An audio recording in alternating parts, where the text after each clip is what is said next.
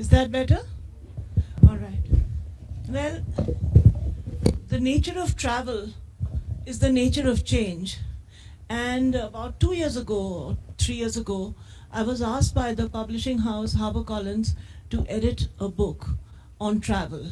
And I started giggling and I said, I can't think of anybody worse equipped to write a travel book or to edit a travel book than me. I mean, many of you who come here have a sense of travel, a sense of adventure, a sense of new places, whereas me, I'm just about the laziest armchair traveler ever.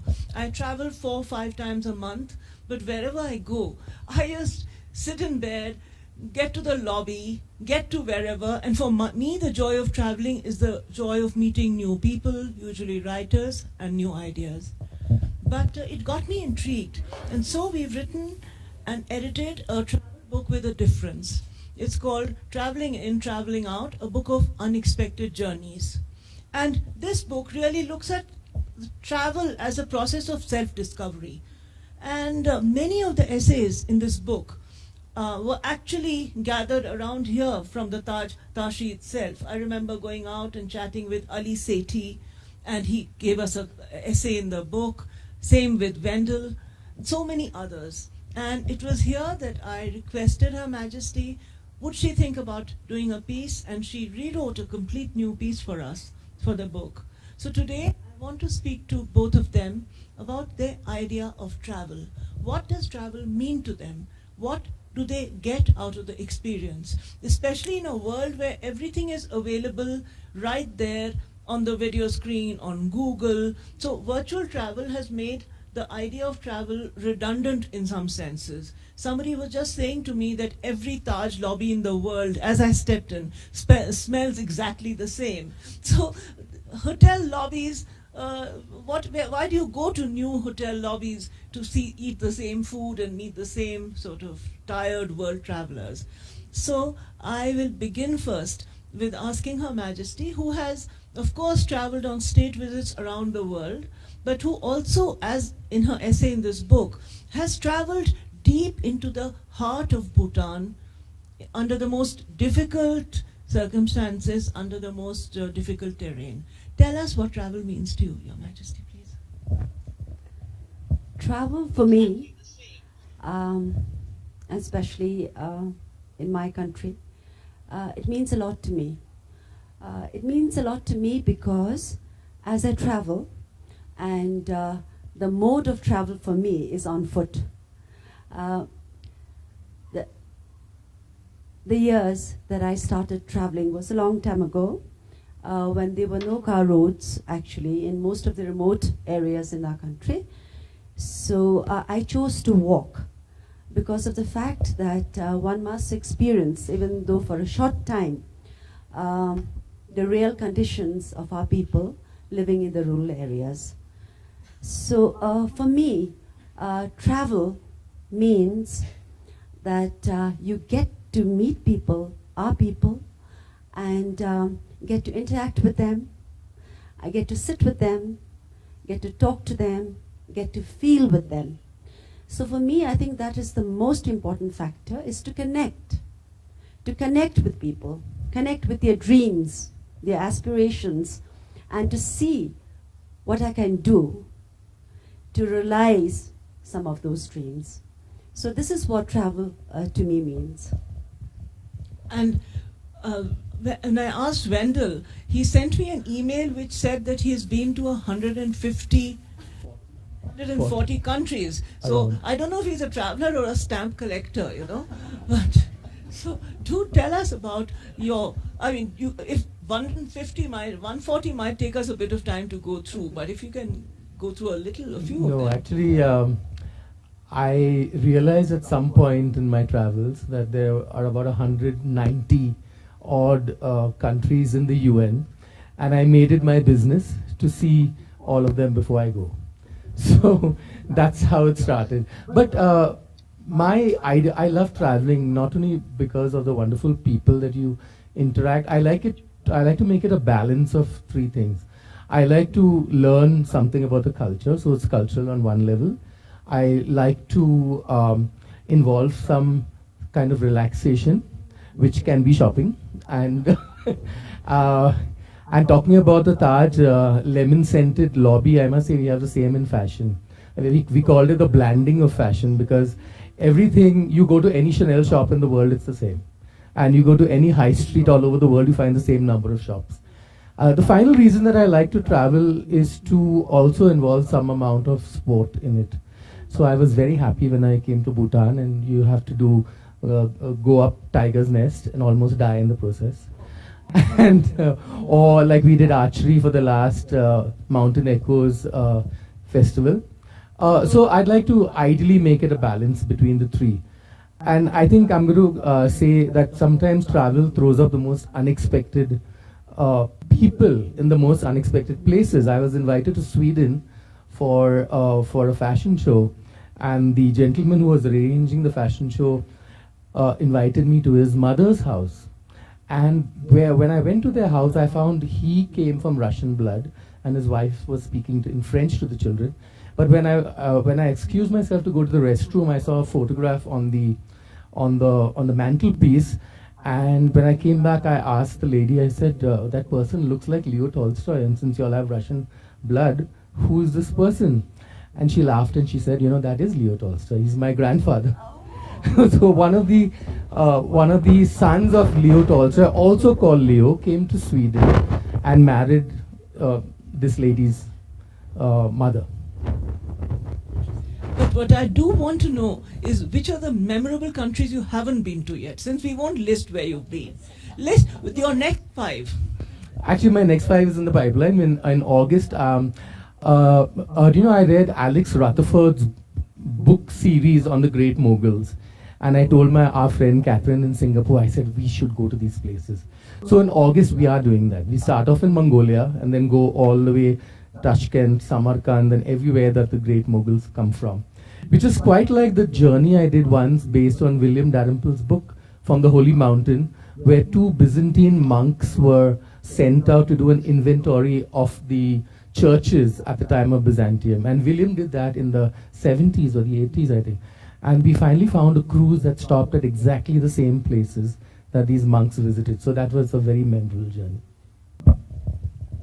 And Your Majesty, in Bhutan, could tell us your most memorable, I have some idea which of them you'd say, but which walks, which treks, which visits to a particular shrine, temple, or hometown would you consider that one memory that stands out?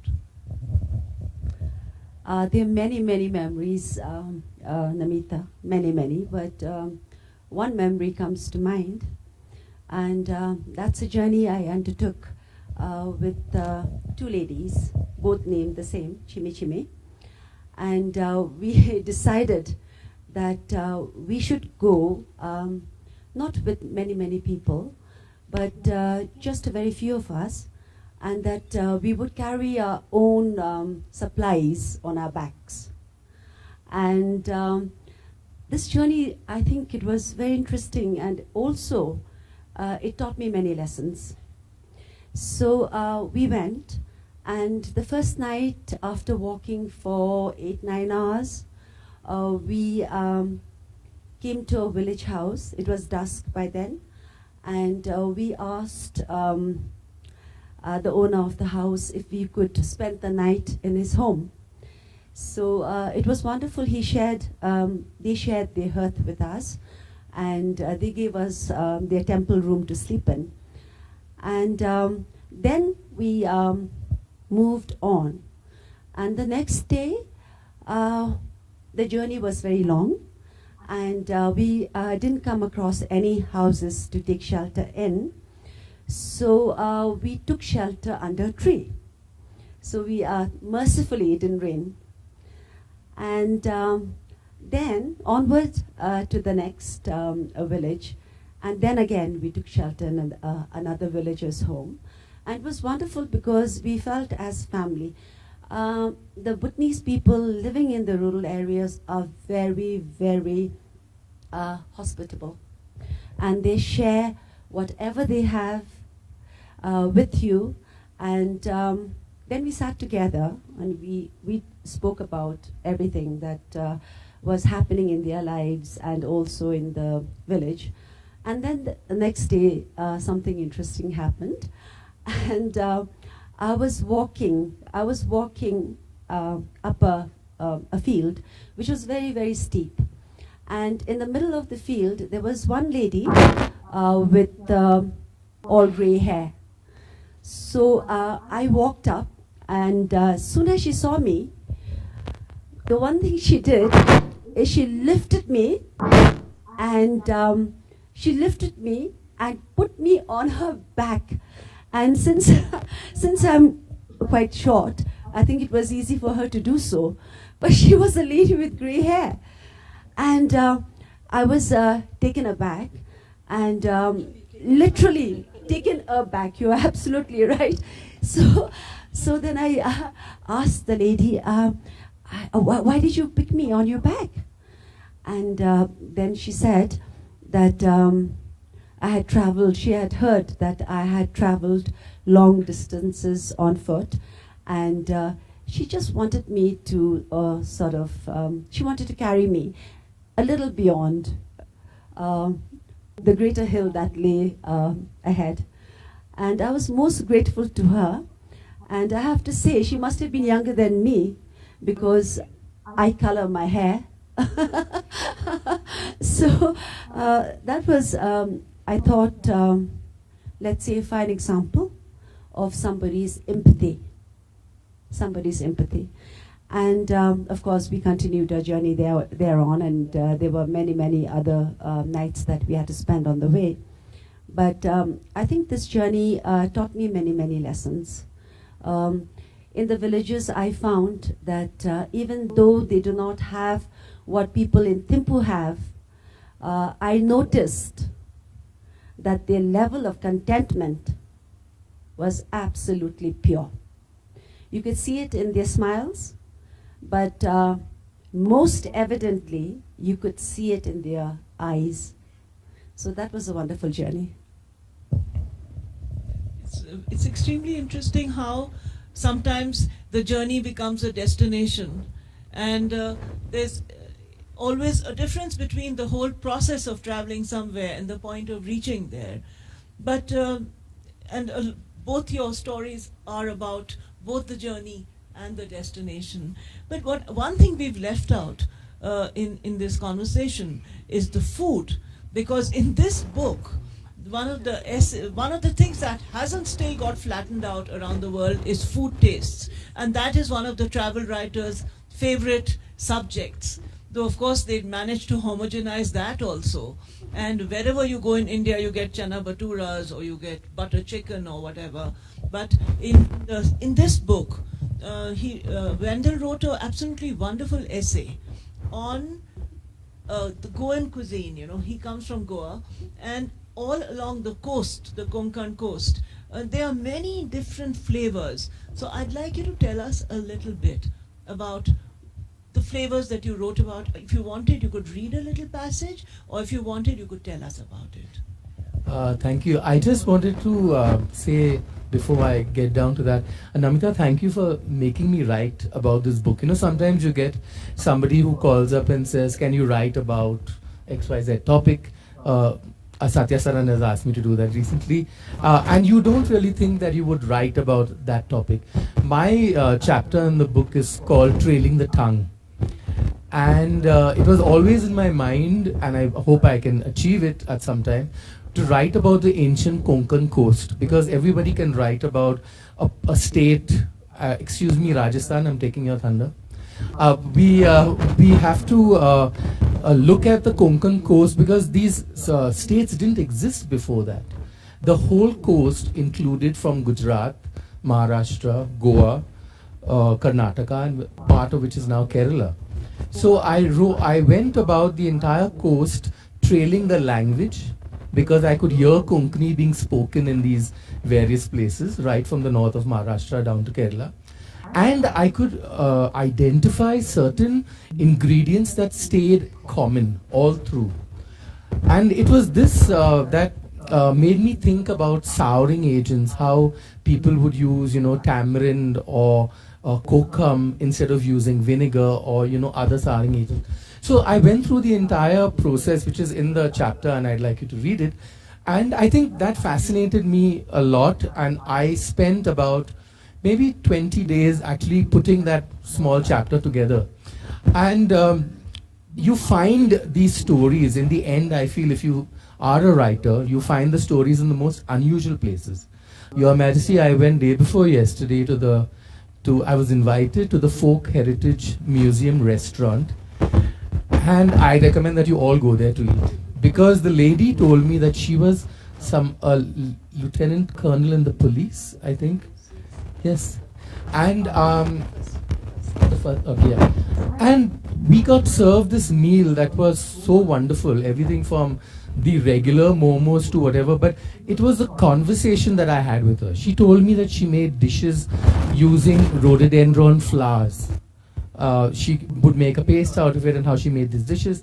So, I immediately said, okay, I have a story here. And I immediately began to click photographs, take more information, and it's going to appear in Upper Crust. And it was something that just happens by chance. As you know, as writers, we find the story or the story finds us. But that's really the joy of literary tourism, because our friend Wendell came here 2 years ago to attend one edition of the Mountain Echoes Festival, and this year he's kindly stepped in today to be in this session, but he's come on his own as a tourist and to spread the word. And the more deep you go, the better he'll understand it, so that the cuisine, the ideas, the food, the fabrics, these ideas will get across. And what you said, but also what you said about the Konkan coast as a sweep. And I feel the same way about the Himalayas, because these Himalayas, we tend to think of them as Pakistan or India or the Hindu Kush, but actually it's one long range of the tallest mountains in the world. And Bhutan is at the center of it. And Bhutan is the one country that has the privilege of maintaining its culture and its environment the most successfully.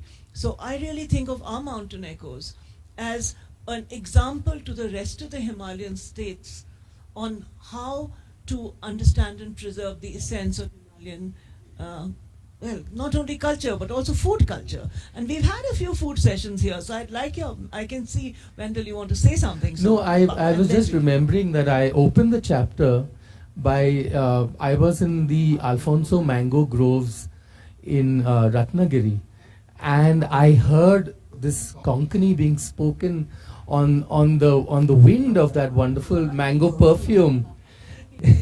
Yes, and I know this gentleman was talking about plucking the mangoes, and he was saying te am kadungzai, and he te dorungzai, and he went on, and suddenly I turned around and I said, you speak Konkani? He said, yes, because at one time this region was part of the Konkan. Then another strange thing happened. I asked him, because of the Konkan coast people, we have a lot of similar words. The only words that are not similar, which I couldn't follow, were the commercial words, because since they were trading with people, they had to learn the local word for the weight of a mango or the basket or things like that. So those I couldn't understand. I said, what Konkani are you talking? That's when she comes into the picture, because he said, I'm speaking Chintapavni Konkani. And when I wrote the word to Namita, she said, well, my husband comes from that area, and he's a Chintapavni Brahmin. So, I mean, this is like a constant series of surprises, which is so wonderful in our genre of, enjoying the world while traveling and writing about it.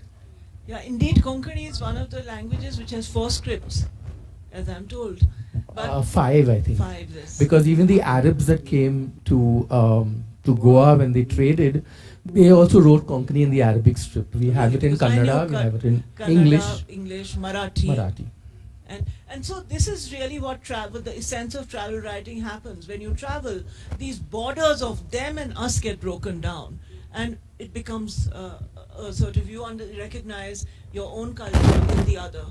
And when I was here earlier with my cousin Pushpesh Pant, who is a very accomplished food writer.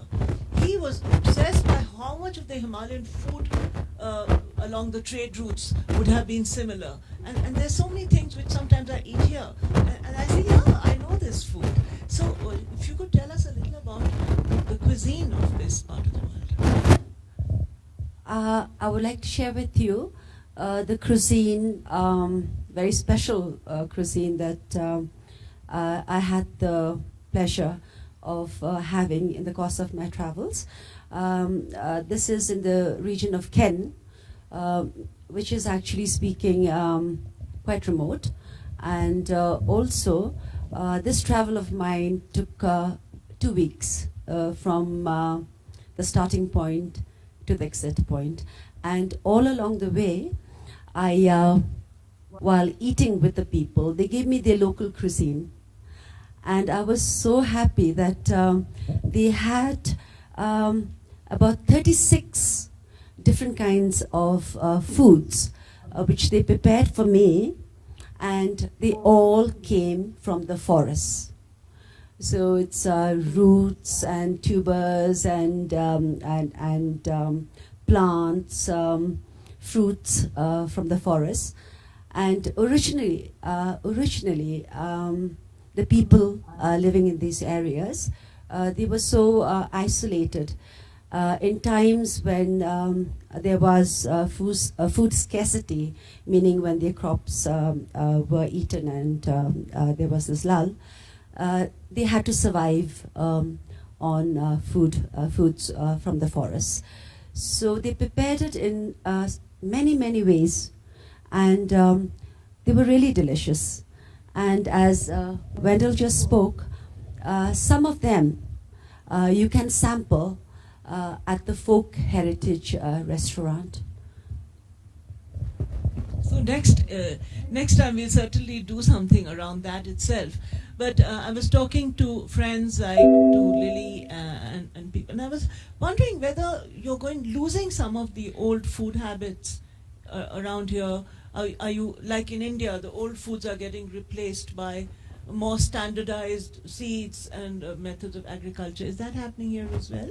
Or is there still a tendency to... It is happening here. Food habits are changing. There are many restaurants and cafes that offer all sorts of cuisine. But nevertheless, the typical Bhutanese family, they still have our traditional fare on a daily basis.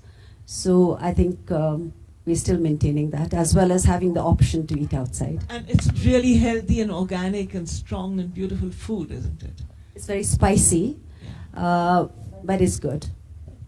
So I was, go ahead, Wendell. I think, Your Majesty, you will also agree that the more that we travel, not just about food, but the more you travel, the more you feel that all people are one people in the end of it all. I was this morning at the 7th century Zhong, which is about 3 kilometers from the city. And I was looking, I think this is a traveler's eye, or maybe it's my design eye. I was looking at flooring, and the flooring in all the other places and temples that I've seen were kind of, square tiles put one against each other. In this particular Zong, the tiles were put where the stones were cut at an angle. So it wasn't like one stone, but they were in L shape, they were in T shape. And I looked at it and I said, oh my God, this is how the, Machu Picchu and those old Inca stones were put together because of the earthquakes, because it would not juggle, if they would not crack. And I was saying, where is Bhutan and where is Machu Picchu? And still there is this connect that keeps happening, whether it's pyramids or whether it is, conical forms or circular forms in architecture. But there is a commonality in the end, and I find at least, that everywhere you go, you meet people, and we are all one people in the end. Indeed. And the best ideas travel and get transformed and become even better ideas. I was wondering, it might be, rather than just close up, have questions in the end when then it gets a bit... I was thinking maybe we could have just 2 questions and then have a quick reading from both of them if there's time. Is that? So, okay. Maybe, anyway, maybe we can have some questions. Yeah. Are there any questions? Anybody in the wants to talk about travel? Yes, Maria, we'll get a mic to you, and do give us your name as well. Hi, I'm Deepthi. I'm a travel writer. I recently did the Drukpa trek. I just got back from there yesterday, and the guides were telling me that our form of dressing. For example, when we went for the Tiger monastery, they are expected to wear your traditional costume, but during the trek, it's okay if it was not. So I like that balance in that freedom that's given. But the only question that I had was that a lot of people don't know about Bhutan beyond Tiger Nest, Thimphu, Paro. They don't know about the treks. So is there a way in which maybe you're going to promote it? Or? You're going to promote it. Yes, the Tourism Council of Bhutan is promoting all our parts. We have eco-tourism, we have tourism for bird watching, cultural tours, and recently there is going to be, in the future, immediate future, there's going to be a race called the King's Challenge. And this King's Challenge, it's going to be one of the toughest, very toughest races in the world. It will take you right up to Lunana, which is the highest point, actually the highest inhabited village in Bhutan. And it will take you right down into the Pumta Valley, and also kayaking, on our very, very turbulent waters, rivers. So this also is being promoted. So all our parts, all our, let's say, the parts that you spoke about, we also have the Snowman's Trek, which is the toughest, again, in the world. And I personally undertook it. So so now everybody knows, and please pass the word. Yeah. When is this, the King's Challenge, if I may? It's going to be scheduled, I think, sometime in September. Okay, great. But you can always recheck. Okay, thanks. We have already heard from you, Your Royal Highness, about how your mode of travel by foot influences what you experience. But I would like to ask Bentel. Bentel, you fly, you take cruises, you take trains. So in the journey, what are the different impressions, and which mode of travel has been the richest by that, in getting you impressions while you travel, not the destination, not the cities you visit, but just the journey?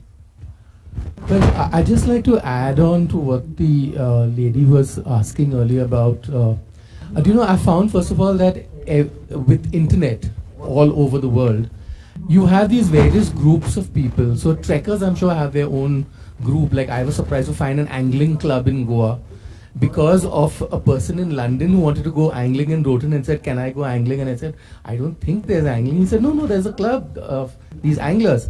But going to Satya's question, I think one of the great things about traveling is that you meet people, or like-minded people, who will say, oh, have you gone to this place in New Zealand? Have you gone to this bay?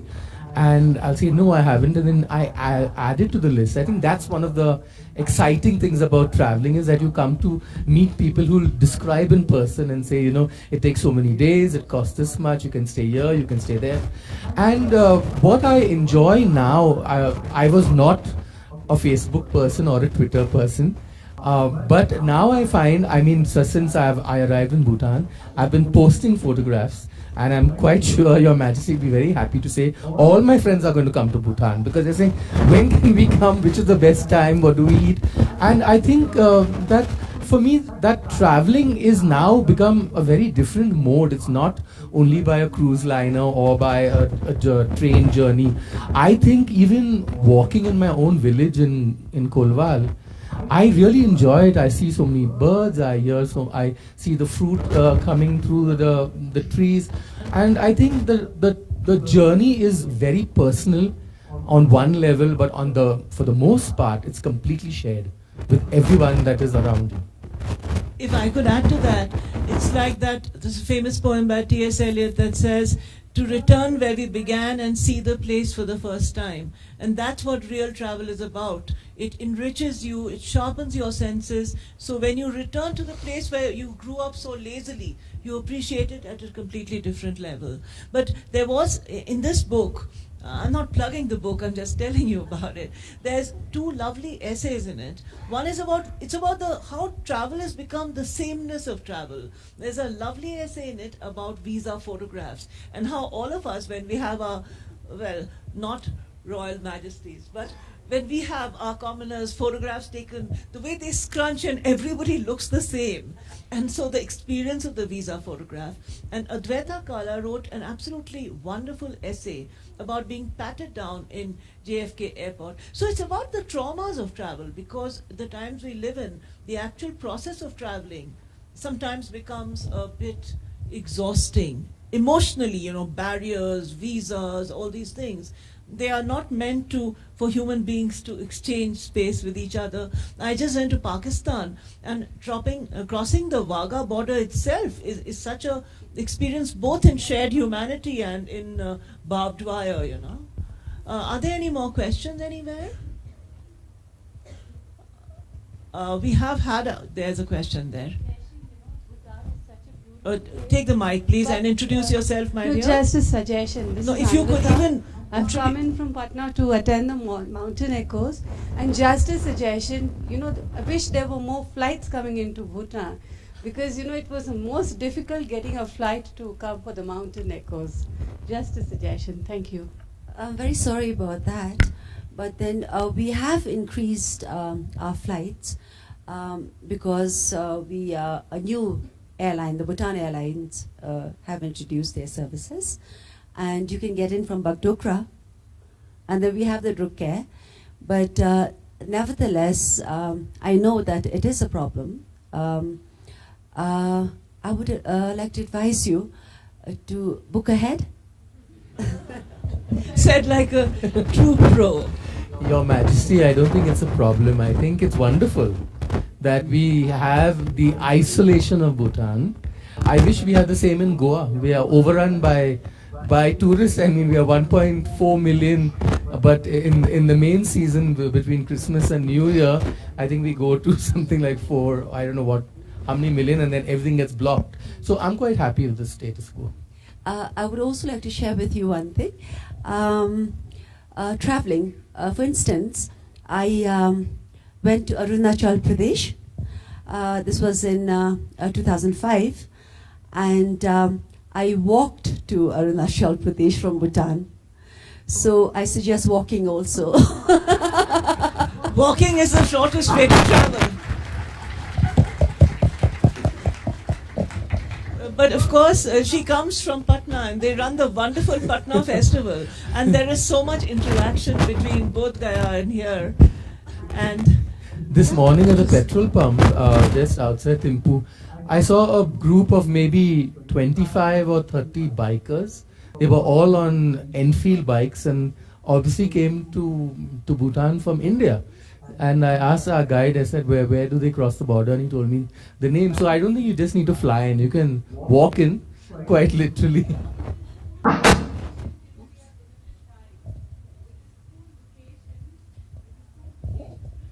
Anyway, yeah. No, we got the point. Always. No, I understand. I understand. Of course. Any more questions or comments or anything? We have a few minutes left. I have lots of questions for both of you, and which I'm sure the audience. There's a yes, please. Here is somebody who I met. That was the Patna Literature Festival, and here is somebody I met at the Lahore Literature Festival. Gavin, do get up and announce yourself. My name's Gavin Francis. No, I just wanted to ask Her Majesty a little bit about travel routes in Bhutan that are pilgrimage routes, traditional pilgrimage routes, and if there are traditional pilgrimage routes and where they go. The pilgrimage routes start in Paro, where you land. Paro has, of course, the iconic Taksang, but also many sacred temples. And then Thimphu too. We have the most beautiful ancient historical monasteries of Cheri and Tangu. It's very close by. And moving on, Punakha Valley. Now, Punakha Valley is the old capital of Bhutan. And the dzong there, it's absolutely the most beautiful. You haven't been there, have you? It's a beautiful dzong, and it was built by the founder of the nation state of Bhutan, Shabdung, as we refer to him. And it is built in between two rivers, keeping in mind, of course, the security then. And then you move onward to the east. Tongsa is also very beautiful. It has the most majestic dzong. And Pumta has probably one of the largest number of ancient temples and treasures hidden in different nooks of different valleys in Pumta. So if you have the time, I think in Bhutan, Bhutan is actually a treasure trove of so many spiritual sites that you may want to visit. I think Her Majesty has been very modest of talking about Punakha without saying you have to pass through Dochula, where she has built how many? 108 stupas. A wonderful sight indeed to see. So I think we are about to close now. There's a last question there. Please do.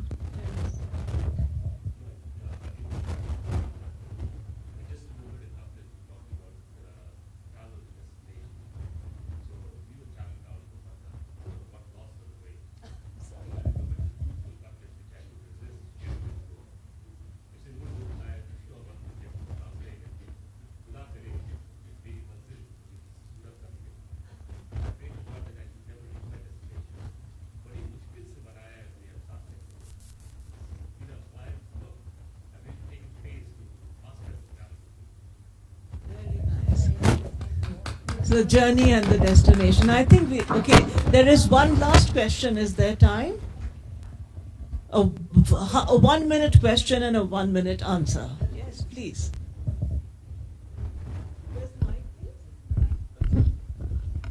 Give us your name, please. Good afternoon, everyone here. My name is Tamshi Kalsan, and I'm from Bhutan GNH Youth. Actually, I'm from an organization having a GNH name, and if I don't speak in Dzongkha, I'm not doing justice. And but the Ngari Katule, that Darinalu, Muashina Chinbodulu, Ngari Katuli devotion member, Nachigi, Tosusugi Nalu, Lamton Name Delu, Delen Chala, Kachira Zedeberu, Jimisiki Tule, Nashingi Tele Zena Medulu Nachikatule, Karikaso bomb musician. All this much. I'm having no question, but I'm just thanking Her Majesty for concerning about her people, her country, and the youths, especially the youths. Thank you very much. Thank you.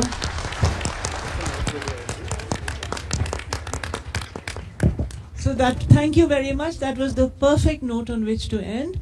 And thank you for being a most indulgent audience in the post-lunch session, which sometimes we call the graveyard shift, because after lunch there's a sort of tendency to nod off. But you will go and siesta time, indeed. Thank you very, very much, everybody. Bye-bye.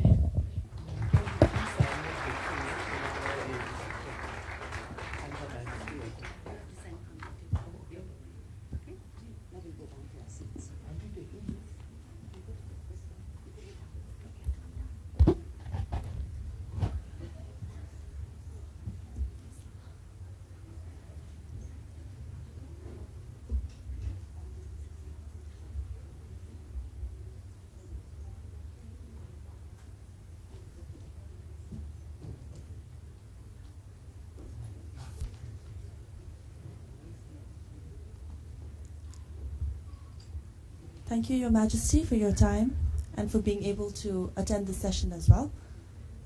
Thank you, Namita and Wendell. That was a very exciting and interesting session, as Namita already said. And we're going to move on to the next session, which is Thunderbolt, Crazy Wisdom. To introduce the speakers for the next session, we have Sonam Jatso, social entrepreneur, development consultant, politician, and an occasional writer. He is currently the General Secretary of the People's Democratic Party. Many of his articles are on leadership, economy, and social issues, and they've been published in the leading Bhutanese newspapers and journals. We have Dashokile Doji, Secretary of Ministry of Information and Communications. He helped start the newspaper Council and is the author of Within the Realm of Happiness. And Ms. Karma Chodin, she's the author for Phallic, Crazy Wisdom from Bhutan, and is currently a freelance consultant. And they will be in conversation with Namita. I'd like to invite everybody on stage now.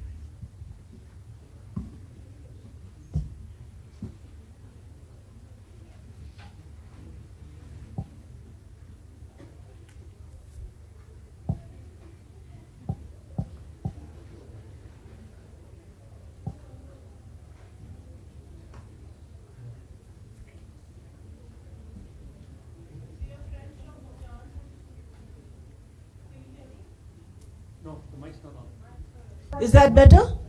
So, dear friends from Bhutan, this session needs no introduction, but friends from India, dear friends from India, I just wanted to give you some sort of introduction to what I feel is one of the key and very thoughtful sessions of our festival, which is the Divine Thunderbolt, Crazy Wisdom. And it's difficult to explain why I have taken it upon myself to introduce a session about which I have no real or direct knowledge. Let me say it is done in a spirit of extreme reverence and appreciation, and to try to establish some of the spiritual connects that bind India and Bhutan and so many of the areas around. I first encountered the spirit and teaching of Drukpa Kunley when I came to Thimphu in 1999, some 15 years ago. I was intrigued and fascinated at the story and the history and the myth and the theology and the philosophy around the subject. Dasho Karma Ura, who was to later become a very good friend, gave me my first introduction to this subject, after which Dago Shering, sitting here in the front row, he may not remember, in Delhi gifted me a copy of The Divine Madman. And I am from these mountains, the Himalayas, but in the central Himalayas. My hometown is in Nainital, and I've always been drawn to the secret wisdom of the Himalayan masters, who gain strength and energy in their wanderings. In my home state of Kumaon, we too have stories of monks who walk the mountains with their bows and arrows and with piercing, unflinching wisdom. The line of Milarepa and the other divine madmen before them, including Tilopa, Naropa, Marpa, and indeed my own guru, the Neem Karoli Baba, urge us to look at life without blinkers, without social or religious hypocrisy, with poetry and pragmatism, with energy and the humility of true understanding. So it's my way of expressing my gratitude to all that I've learned from Bhutan, from Mountain Echoes, and from all my friends here, and all that I hope to continue learning in the course of my encounters here. So thank you all, and I hope I was not intruding by introducing this session. Thank you.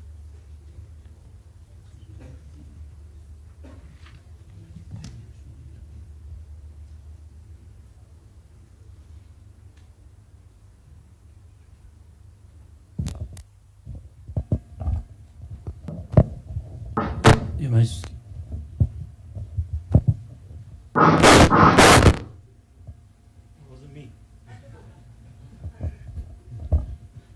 Majesty, ladies and gentlemen, now I think it's by virtue of my age that that my friends would like me to start this session off. We are unprepared. We didn't meet till about 5 minutes ago, and are here basically to share our thoughts on the topic is divine thunderbolt and crazy wisdom. I see it as crazy wisdom with divine thunderbolt being one of the elements there. So what I would like to do is start by sharing my understanding of crazy wisdom. Now, I think to me, and this is my views, I have to confess right from the start, to me crazy wisdom is the essence of Vajrayana Buddhism that we practice in Bhutan. It's the wisdom, I think, that goes beyond the conditions, the conditioning and limitations which us humans have placed on ourselves. Okay, seeing beyond that, understanding beyond this. And by limitations, I'm actually talking about intellectual limitations like even reason, rationale. You know, the thinking, the concept that we must understand everything, we must know everything. I think that's not possible. Then the ethical standards that we establish for ourselves, like morality, ethics, these standards and norms, the need to go beyond these, or even feelings, as one teacher put it, hope, fear, to the idea of going beyond these. So the I think the premise here really is that we establish values and systems for ourselves, and in that, in attempting to do that, we've lost the real wisdom. We've lost touch with real wisdom. Now, if I were to be a little provocative, maybe, and because of the international audience here, another way I'd look at it is the difference between Eastern wisdom and Western and wisdom in the West, or perceived wisdom. And this is something I picked up from some readings, that in the West, in the West, I think represented or symbolized by this Judeo-Christian education system, value system, intellectuals, philosophers, they maintain that it's possible to understand, intellectualize, possible to understand everything, and with using reason and rationale. And as someone said, I think what happened was that kind of conditioned people, because once you have to think you have to understand everything, it becomes a problem. In the East, I think the masters, like even the Taoist masters, Buddhist masters, Zen, and especially in this case, I think Vajrayana, the master said, no, we don't need to understand. It's not possible to understand everything. We don't need to. So we need to go beyond that. And then I think where the craziness or outrageousness came in is that because I think we became, human society became so smug in our value systems, in our norms. This is right, this is wrong, this is good, this is bad. And we established, I think those masters who were kind of breaking that open used outrageousness. Like for example, Drukpa Kunley's Phallic symbol, etc., to taunt, to challenge. So I think that's where the element of craziness came in. And I think many of us who've been through the so-called modern education system. I mean, we were born in Bhutan. We grew up in this very spiritual atmosphere, and then when we went to school to be quote-unquote educated. Okay. And then during the process of the education, some of us thought that we came from a backward society. We thought now we're being educated, we know, we are learning. And that our parents didn't know, blind faith. They don't understand what they're doing. We don't understand the practices, our own practices. And I think many of us went through kind of complexes, almost inferiority complex, because we, thought that we were uneducated. Okay. Then I think some of us are going through the cycle of life, suddenly realizing that was the conditioning factor. Real education was here. We had it all along. And then when we get, when you start thinking about, masters like Drukpa Kunley, like Buddhist, Taoist, even masters from all different religions, those who are a little outrageous, I think we are starting to see a new reality. And just to end this intro, I would say, I'm quoting someone, a writer who said, that's why that life is not a puzzle to be solved, but a mystery to be lived. I think we are trying too hard to solve things which cannot be solved and understand things that cannot be understood. Very short introduction, I'll pass it on to my friends here.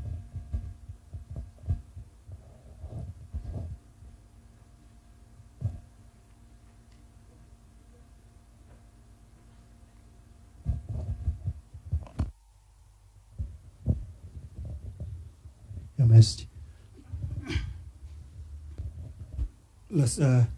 It's a great honor and privilege for me to be here, especially to talk on a subject, Drukpa Kunley, who's one of my very favorite Buddhist masters. I will refer to Drukpa Kunley in sometimes like I'll refer to him as DK. And so a similar privilege and honor came to me a few years ago when my two friends from America, a couple from America, asked me to join them and to help them write a book on Drukpa Kunley. At that time, I was very busy, but it was such a great opportunity for me to learn about one of the masters that I really admired. So I canceled all my other plans and I joined them. So we went on a lengthy pilgrimage of about a month, and we visited in Bhutan. We visited about 64 different sites throughout the country, and we talked to people, we took pictures, we collected oral history. We also managed to get a first-hand impression of the people and the places Drukpa Kunley encountered during his time. And then all these materials got collected, and the two authors went back to America, and then they published a book. And now this book is there. The name of the book is Drukpa Kunley, Madcap Lama of the Himalayas. Unfortunately, this book is not available here, but if you go to Amazon.com, you can get an e-book format of this book. I myself grew up in a remote village, listening to the stories of Drukpa Kunley. From my dad and elders. I have listened to most of the stories I have already heard, but every time I heard them again, it makes me laugh, and it also makes me feel better. Now, if we talk a little bit about Drukpa Kunley, who is Drukpa Kunley? Drukpa Kunley is an enlightened Buddhist master, a Niljorpa, or a crazy yogi. In fact, he was enlightened Bodhisattva. And so what do Bodhisattvas do? The main goal of the Bodhisattva is to help others achieve enlightenment. And when you read Drukpa Kunley's stories, that you'll find that he's portrayed most of the time drinking alcohol, chang we call, making love to women, and conquering demons with his penis, referred to mostly as the flaming thunderbolt of wisdom. So outwardly you'll see that he's doing all these crazy things, but then his main goal was to help others achieve enlightenment, to help others set them on the path to enlightenment. So how did he help? Through his crazy wisdom and unconventional methods, he helped people awaken them to the true nature of life, and then to their Buddha nature. With females, he would take them on a sexual journey to awaken them to their Buddha nature. And if you look at the DK stories, you'll find that most of the DK stories are really crazy. Sometimes you'll also find a lot of magic, a lot of miracles happening. One of them is like, for instance, a small quantity of tea. He transforms it into a huge amount of tea that feeds thousands of people. And then he slaughters animals for meat. And then later on he collects the bones and makes them, restores the animal. So these are some of the crazy stories and that you'll find in the books. We can actually learn a lot from DK. He teaches us to think out of the box and to carve our own path. He reminds us the true reality of life and teaches us not to take life too seriously. And what distinguishes Drukpa Kunley from other crazy saints is that of humor. His humor is really crazy. When you read his books, you'll see that it's really, really crazy. It brings out the laughter and smile in people's faces. He reminds us that smiles and laughter are the jewels of human life. And he also reminds us that humor may be the basis, actually, of enlightenment. Now, GK taught Buddhist principles actually through, there's a lot of shock and outrage in his teachings. But disguised in this humor and shock and outrage, you'll find that there are profound Buddhist wisdom in it. Like, for instance, some of the important Vajrayana Buddhist teachings in action are, for instance, the skillful means. Now, all these things, the drinking of alcohol, womanizing, and also this crazy humor, he was creating all these things as a skillful means to draw attention of people, and then to break the social barrier between the people and him, so that he can win the trust and intimacy of the people, the disciples that he was teaching. And that was very important for Vajrayana Buddhist teaching, that you have to have that connection with your disciple, that you have to have complete trust between each other. So that's one skillful means that he had in his actions. The other one is attachment. Through the example of his life, he teaches us that attachment are the cause of most of our sufferings. Attachments are the cause of most of our sufferings. And through example of his own life, he had beautiful girls everywhere he went. But what he did was, as soon as he managed to set them on the path to enlightenment, he moved on. He left them there and he moved on. And the other thing is, like, every village he went, people offered him land, people offered him houses, and then a place to stay, and they said they'll take care of him. But then, he never stayed there. He just moved on, and then he went. He didn't take anything from them. He just moved on as a tantric beggar. So that's another thing about attachment that we can learn from his life. The third thing you can learn is the middle path, the middle way. Buddha taught middle way and encouraged his disciples to not pursue extremes. He said, you cannot get anything done if you pursue extremes. You have to find the middle path. So in that case, what Drukpa Kunley found was most of the establishments, authorities, lamas were getting too powerful and too rigid. So he wanted to correct that. So then what he did was he ridiculed them. He exposed them for leading dual lives.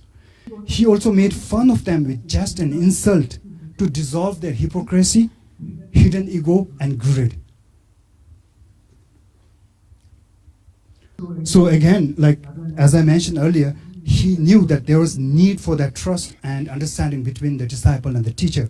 So that was another thing that we can learn from his stories, that how he established that trust, that connection between them.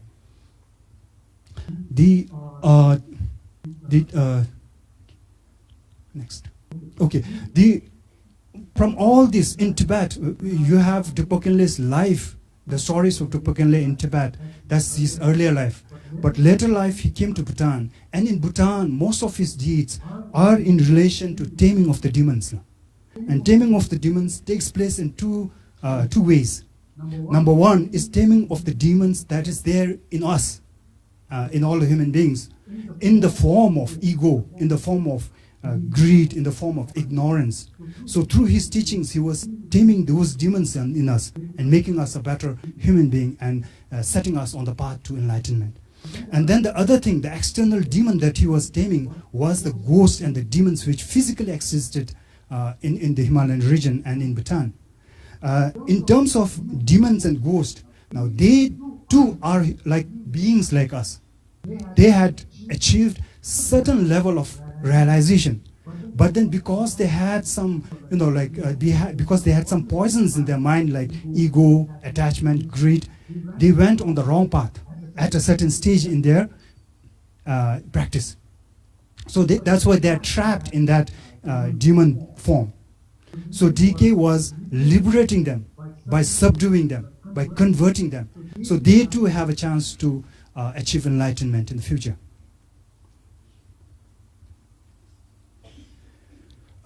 So Bhutan at that time was a very unsettled place, infested by demons and ghosts. I think this all happened because from the plains of India, after Buddha taught a little bit about Tantric Buddhism, Vajrayana Buddhism, people didn't wait, I think, for Guru Rinpoche to come and teach them the full Vajrayana form. So I think a lot of people came into the mountains and started practicing, which was, in Vajrayana Buddhist form, which is not allowed. And I think people, some people went the wrong way and then became demons and ghosts. So Bhutan, as a mountain kingdom, was full of demons and, ghosts, I believe. So that's why, like, after Guru Rinpoche, enlightened bodhisattvas like Drukpa Kunley came to Bhutan to tame these demons. So with his penis, what would Drukpa Kunley do? He would really knock out the teeth out of the demons, smash them on the head, and whack all the bad guys. So no situation was too dire for DK's flaming thunderbolt. Now let me tell you. Okay, let me tell you a little bit, one story in this, Taming of the Demon. This is called Long Ron and a Demoness, which was very, very powerful. And this Lung Rong, actually, I think, valley is in Lobisa near Punakha. There was this demoness which was very powerful, and she was really torturing the people there. So DK went there, and through his skillful means, he wanted to tame this demon through peaceful means. So what he did, he had a love affair with her, and he tried to tame her. And actually she agreed, and she promised to never harm human beings. So he left from there, but later on this demoness got very jealous of DK having affairs with other women.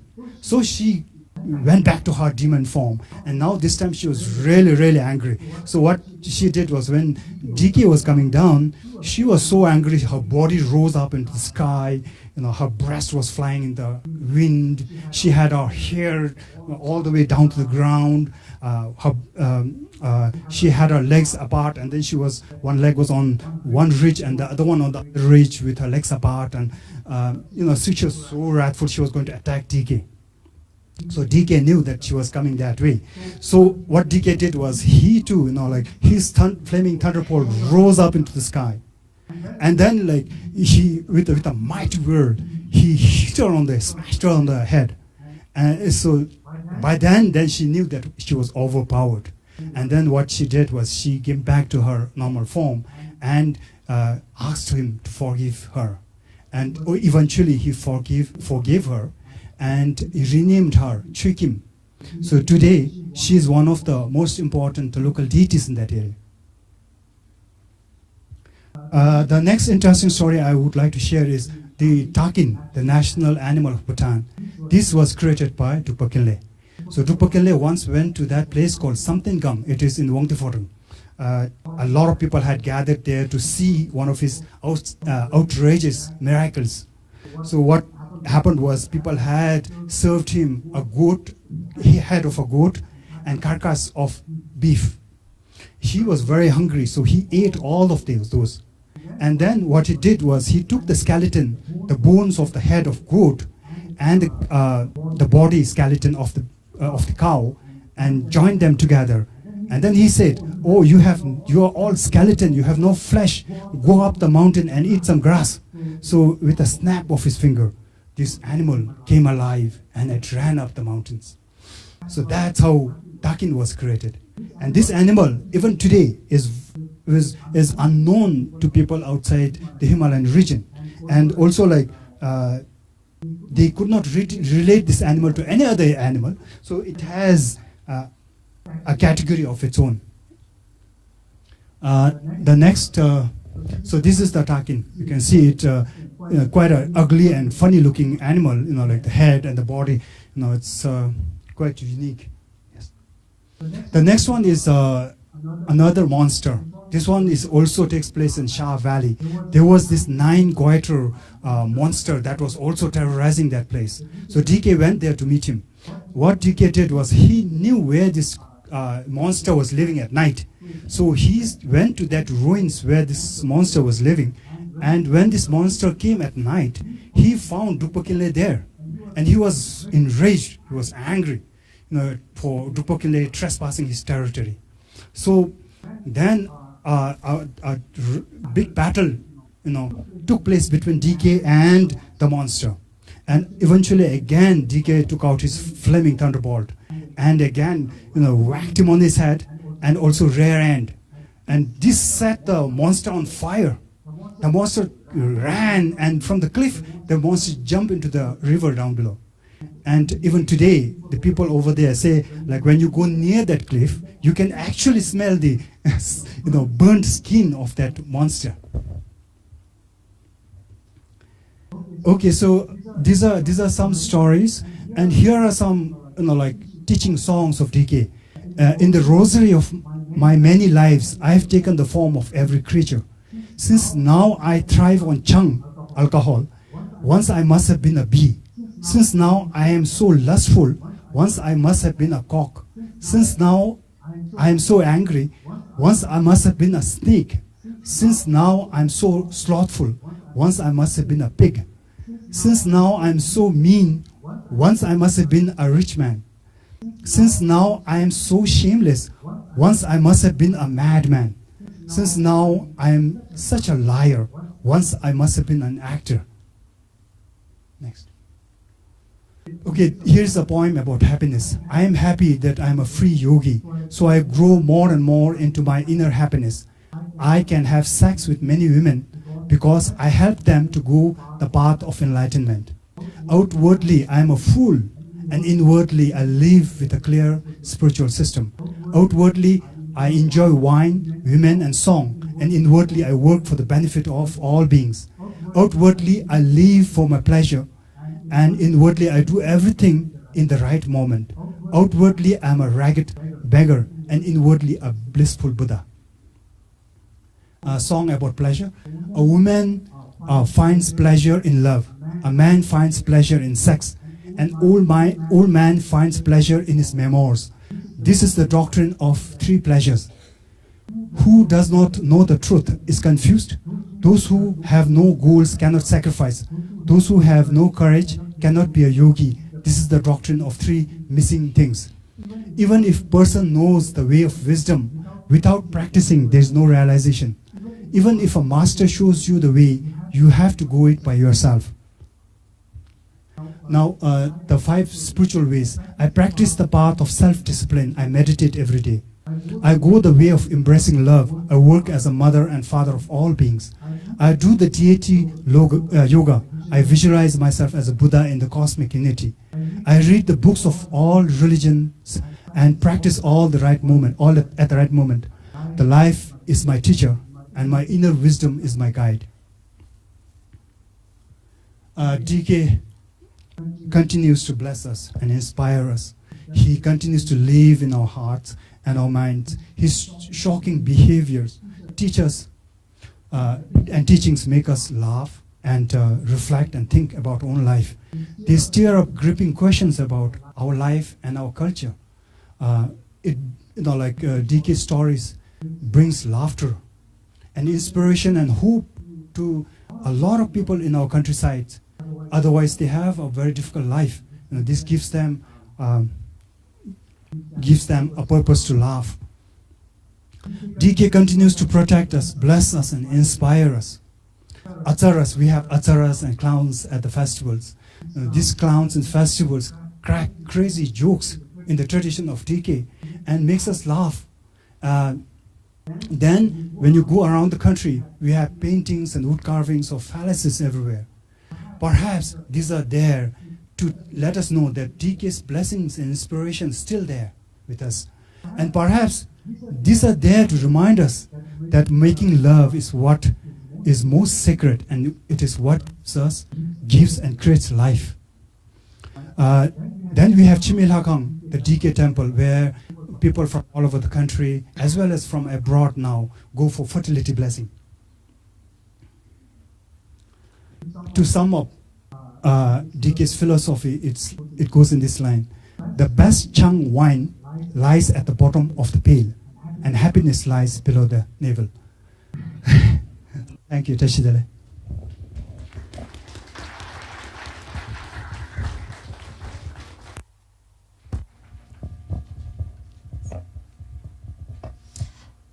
It becomes pretty obvious that I'll have to pick up the topic of the phallus. Being the only woman in the panel, I think I'll definitely take it up. I will not go so much into Drukpa Kunley and his antics because my friend here, Sonam, already covered it. But the first time I heard the poem, and I'll recite it to you, I was a little shocked, I was a little embarrassed. This is how the poem goes. The old trunk of the phallus born long ago in Sari sits on a throne of 2 eggs.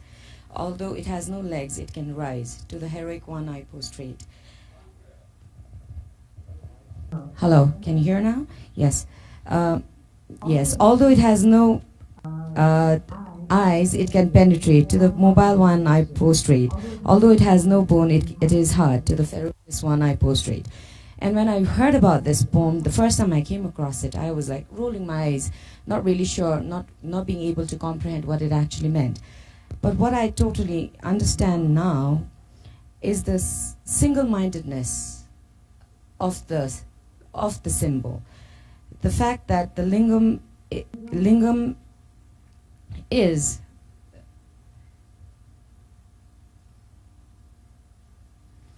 the lingam is an object of this Drukpa Kunley actually used the lingam, trying not to stop at the boundaries of conventional behavior in his quest for compassion, in his quest for liberation. And what I've understood once I did the book is the representation of phallus, the phallus representation around the world. The Romans and the Greeks used it. The worship of Lord Bacchus, the worship of Lord Hermes. Even in Japan, the Kawasaki Festival, Phallus Festival, the Hunun Festival, Indonesia, India, and the famous Harappan seal depicting a seated yoga with an erect phallus, suggesting that the phallus cult actually originated 5,000 years ago. And what I understand is the symbolism that has taken in Bhutan. It has the West and the East. When I did the book is I saw 2 different approaches. In the East, because of the fact that it is the seat of religion, I saw the hand of the clergy, and it's more serious. The representation is in the form of ritual cakes and all, but then the rituals are done by the abbots. In the West, in the East, it still maintains its boisterous culture. It's still rambunctious. It still uses lay religious practitioners to do the rituals. We have the Kafu festival where they make the deity tree in the middle of the night under the cover of darkness. And what happens is the next morning the entire community comes together. They sing lurid verses to each other, and then they strip the deity tree of the phalluses and take it home. The significance of phallus in being as a sign of harbinger of good luck, prosperity, and fertility is still practiced in the East. Any idea that actually usually begins on an objective plane, and over time, over centuries, what happens is it slowly starts taking a subjective form. And it's amazing to realize that in the East, that the same form how Drukpa Kunley actually started off still exists.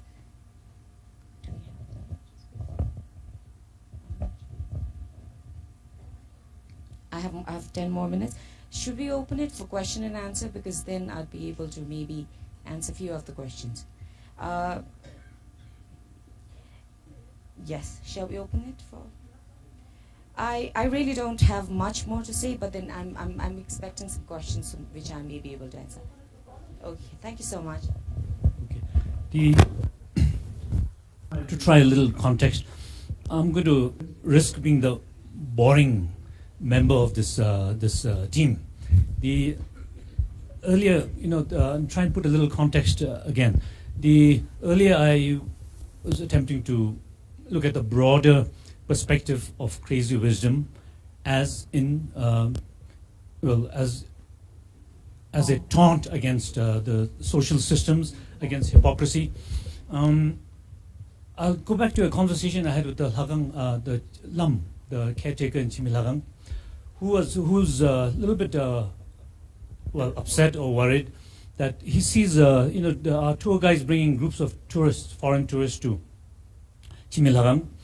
They point at these the graphic photos, pictures and statues and have a good laugh. And his worry is that without understanding crazy wisdom in its essence, that we might be reducing Drukpa Kunley and a master to being a drunken womanizer, basically. So everyone has a good laugh, okay, showing his phallus around. And so, but the fact is that I think, to me, the phallus and all these graphic symbols, it's not about sex. Okay. He was a profound, very powerful social critic. His antics were deliberately aimed at shocking people out of their smugness. That's why he aimed at even at the monastic community, at the lay community, and made ordinary people feel good. I think, and also that this craziness, portrayed by Drukpa Kunley, is a craziness that requires huge discipline, very disciplined behavior. Actually, everything thought out. Because we often tend to think that. That's why I think earlier Namita also talked. He came from the Kagyu sacred lineage, Tilopa, Naropa, Milarepa, Marpa. So it's he comes from that kind of background, and this is the perspective that we really need to keep in mind, I think. And one of our teachers recently in Thimphu described his behavior, his identity as the harmony of outrageousness and elegance. The need for these two values to be balanced in all of us. And I would say that from the historical context I talked about earlier is very relevant now. Okay. I think even Sonam said that I think beauty of Bhutan, beauty of Bhutanese society is that when you hear the name Drukpa Kunley, we smile. And it's not the sexual antics again. We smile because of that value system, the identity that he gives us. And I think this is very relevant, and we still need to keep this in mind, because then we have the risk of losing that smile. As society changes, as we are sometimes unable to keep up with the changes, with the explosion of media, with the globalization, with the aerial invasion, that we lose that quality, and we see, which results in unhappiness. I think this is the balance that we keep in mind, that this master is actually a value system that we must hold on to.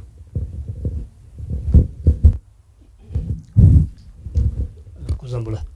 이 지원이 정하나 주게라 대야 주미 숨자라 두비메 대가 잉리시에 미시에서 주게라 당이 민디도 주겠으니 다 지원이 가지고리 보고 신다 두보기니 이골에 이메 다 두보군이 이골에 보다 다 두보군이 세미디 가슴지나 대가 두비 미기 노선 하나 다 튜달로디 다도나 숨기 숨도 숨지라 이메 다 록디 주르지 보신데 두보군이 세미디 차통 분다 쪼레 된 데레 샤세 냐송베 데미치 임베베아시 두기 데베 차샤비메 Dida Dobe, the Nachiregi, Drupakinley Namtar, the Jegi Zenamida, the Lepaju Tewantis Zenami, Isharanale, David Timimes. The Anibodolu, the Majiki, Drupakinley to some Zezi, say, Agi Mazibo Seshuni Mila. Zezibo, the Zedira Message Chile watching the Samagi, the Samagi Tower, Juba Imala, and even the Hosamagi Chobe Michibin, Zezibo, the Kadinchibe, the Zezib E. Midin Imdojibo, the Hachigi, that Samagi Chuda Chudalu, Shente, Tongalu, the Eagle, Abamatuchi. The individual Danavagara, the Eagle Lamicasuchi, individual Datongagi Shuniki Jota, the Holimela. Tengagi, Lunism Digi Hema, Drupakinle Koragi, Namtara Shelsuma, autobiography J. The DJ Taudalu, Dinalun, Majigina Abdusundebe, the Hansum Stalera, Mason, Mapamagi, Lejimbe, Shiju, Bedigi, Majide, Rabrochi, Jodalu, the Hansum, Jotin Hansumbe, Demichi, Chantung, the Bunda Jotin Hansum Demichi, Lojudi, Talera Maji. The Anebe Bebodalu, Tana.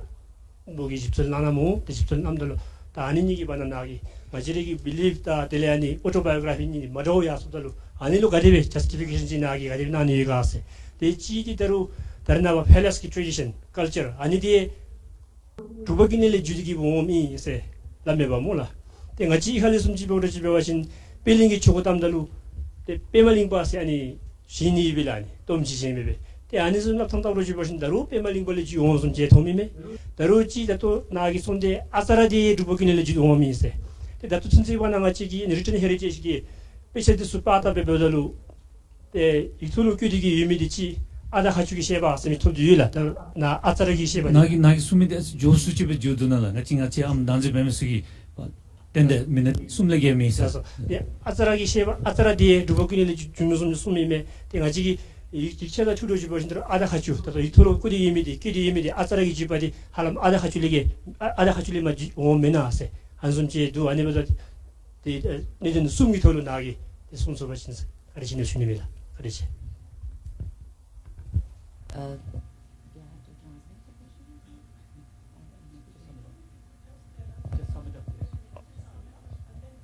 He was asking, because the phallic symbolism that has been represented in Bhutan, he was asking that it has been attributed to Drukpa Kunley, but he's also read it somewhere else that perhaps it's not, and then it's to the Pemaling lineage.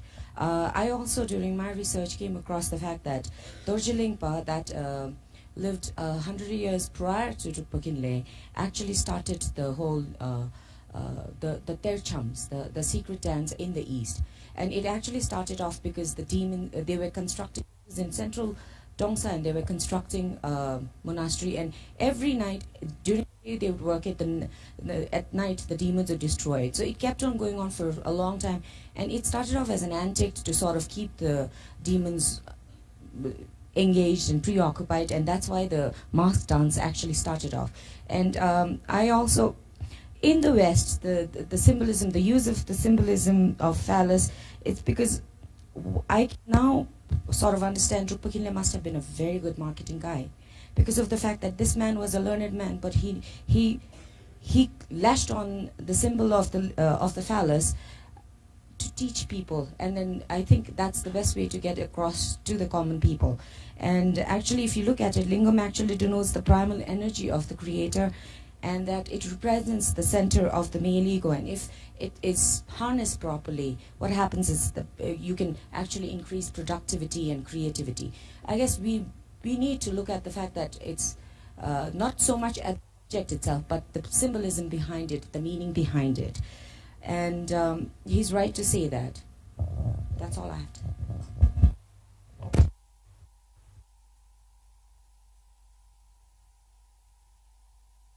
Nagi Shumidi as misunderstanding dula. Nalu Machiki Katule that Shumidi, Namesame Drupakinle, Namesame Debaki, the Yiche Digbeila, the Digi Chen Zudigibe, Zatapole men Seshunila. The Drupakinlegi, Namtarti Jedi watching, that Tomachi Drupjamchi membela, that the Chiga have given to Suga, Namesamigi, Deba the Yicheke, the Seshunila, and Bendigi, Tingachi Drupakinle, Tingachi Dulu, Jendigibe, Nachiriki soon to Sugara Dulu Yebedolo, ngachulu namism kya was ambes shunila anidi ngachigi the mapalera da dazi thapo nimese anigi da migul de ani se shunila.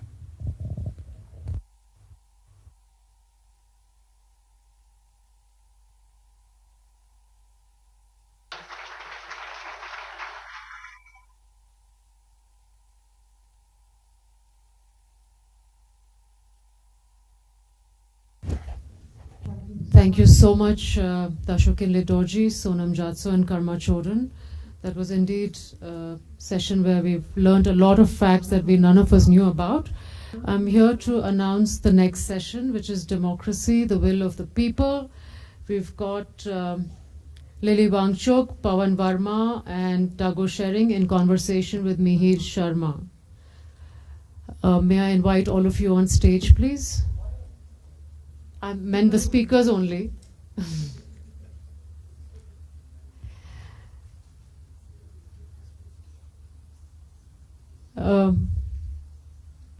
Lily, where are you hiding?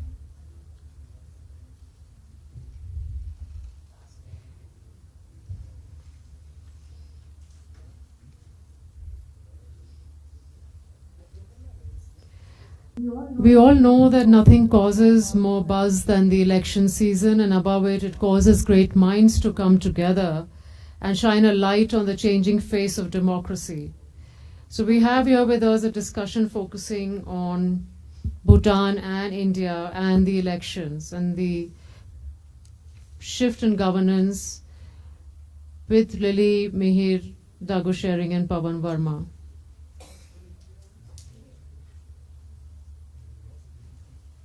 She was here, and so was Mihir. I don't know. No, but we saw both of them here. I hope.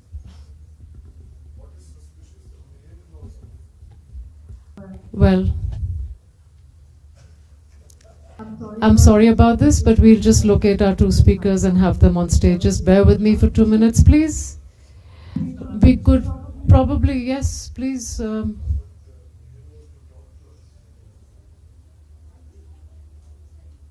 They will be checked with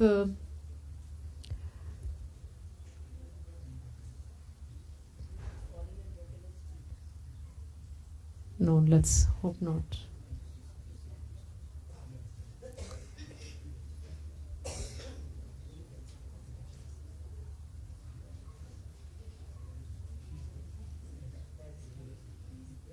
Lily, come.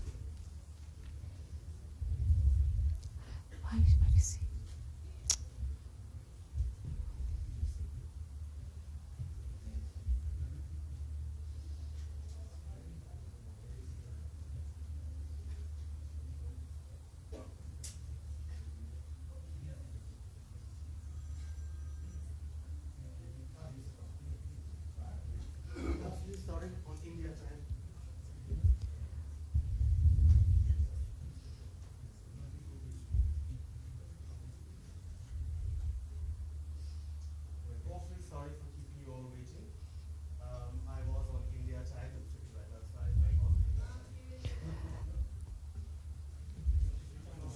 Just keep it, okay, please keep it closer to the mouth. Awfully sorry for keeping you all waiting. I was on India time. Thank you very much. We're here to discuss democracy and the degree to which it may or may not represent the will of the people. And I'd like, obviously in India, we've just come out of a long and fairly dramatic and I think eventually fairly transformative election. And Ambassador Varma, you were involved in that process as well. I mean, you've recently retired from the diplomatic service and you've resigned from the diplomatic service and you have chosen a peaceful post-retirement activity, something which will not take up much of your time, energy or mental space. How was this election for you?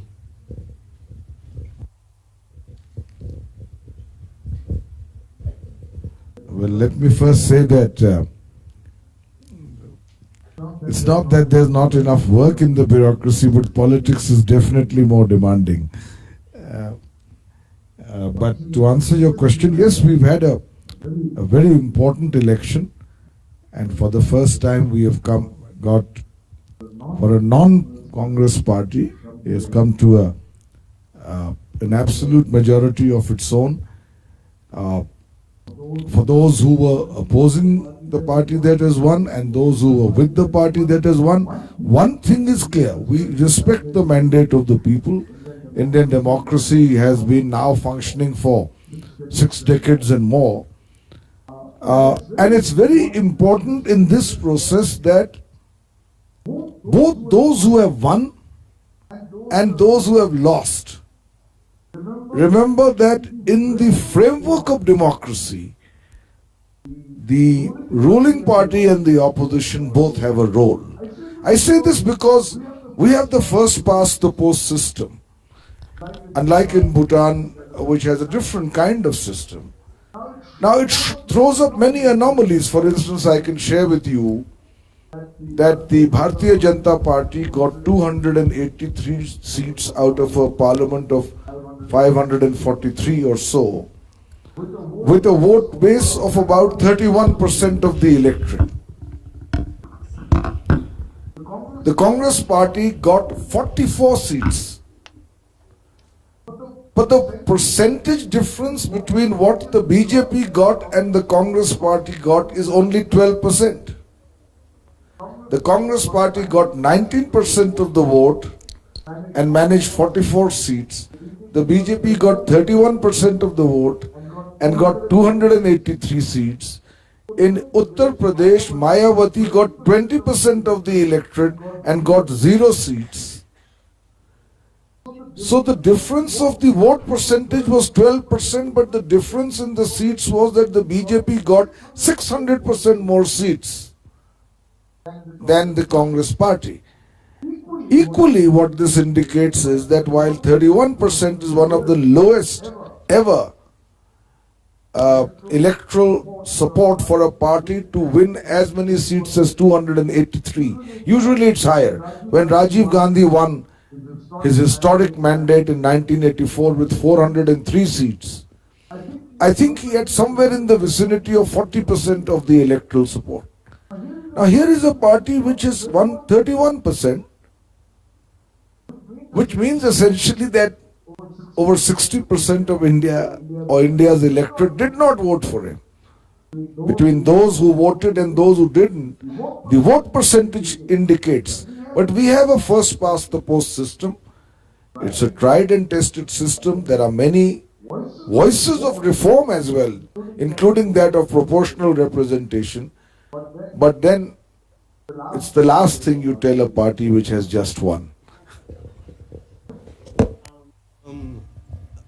Ambassador, Bhutan has now, as Ambassador Verma said, has a slightly different system. And could you tell us in your long career representing Bhutan, if you were ever asked by another country whether Bhutan would ever transition to democracy in the time, in your lifetime or during your career? Was this a question that was asked, and if so, did you answer it? Thank you.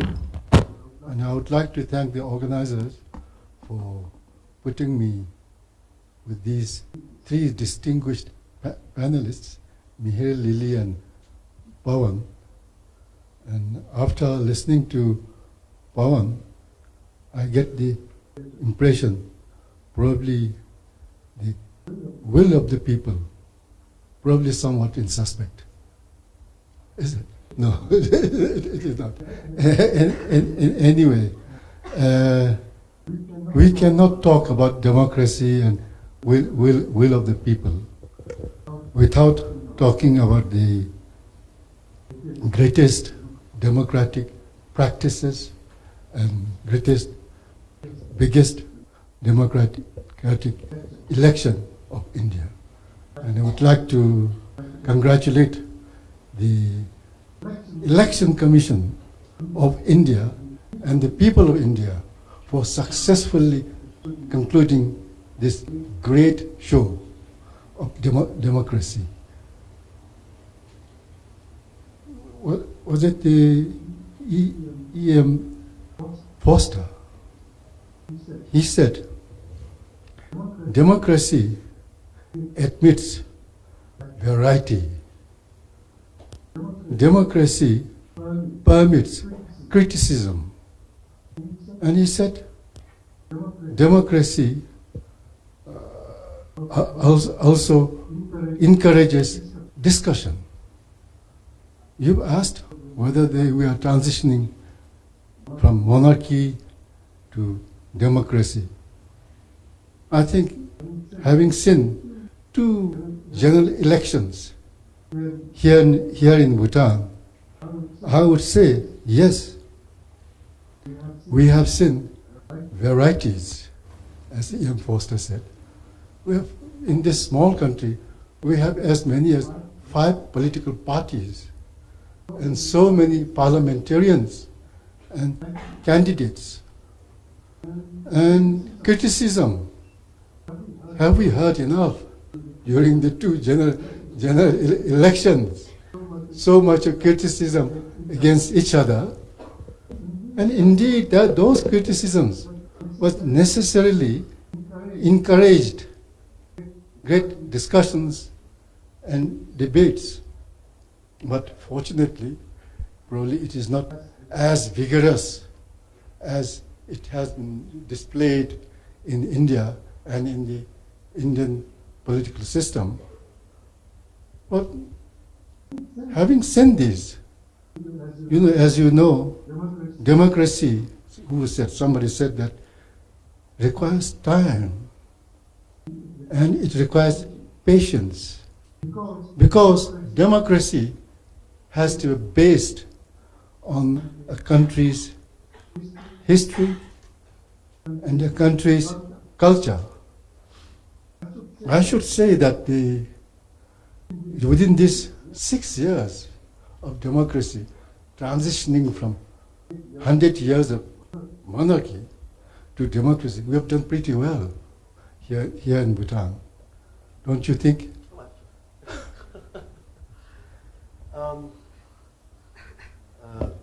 I hope your throat is better, a little better than it was yesterday.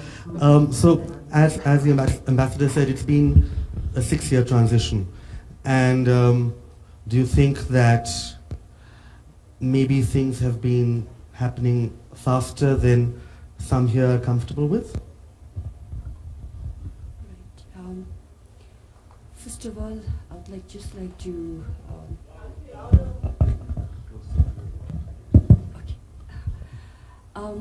His Majesty, our 4th King of Bhutan. Okay, I have a really bad throat. I'm sorry. Okay, His Majesty, the 4th King of Bhutan, took over the country when he was only 16 years of age, and he devoted his entire life to the well-being and prosperity of this country for more than 3 decades. So when His Majesty introduced democracy, much to the reluctance of the Bhutanese citizens in 2008, a lot of us were not ready for change, because we believed that the earlier system of governance worked very well for our country. 4 decades ago, you talk about a country that was completely underdeveloped, totally cut off from the rest of the world. And today, we can boast of the highest GDP in South Asia. We enjoy a lot of privileges and opportunities as citizens, with access to free education, health, equal opportunities. And as citizens, over the last 3 decades, we've all sat back as beneficiaries, while His Majesty has worked really hard, involving a lot of personal sacrifices for this country.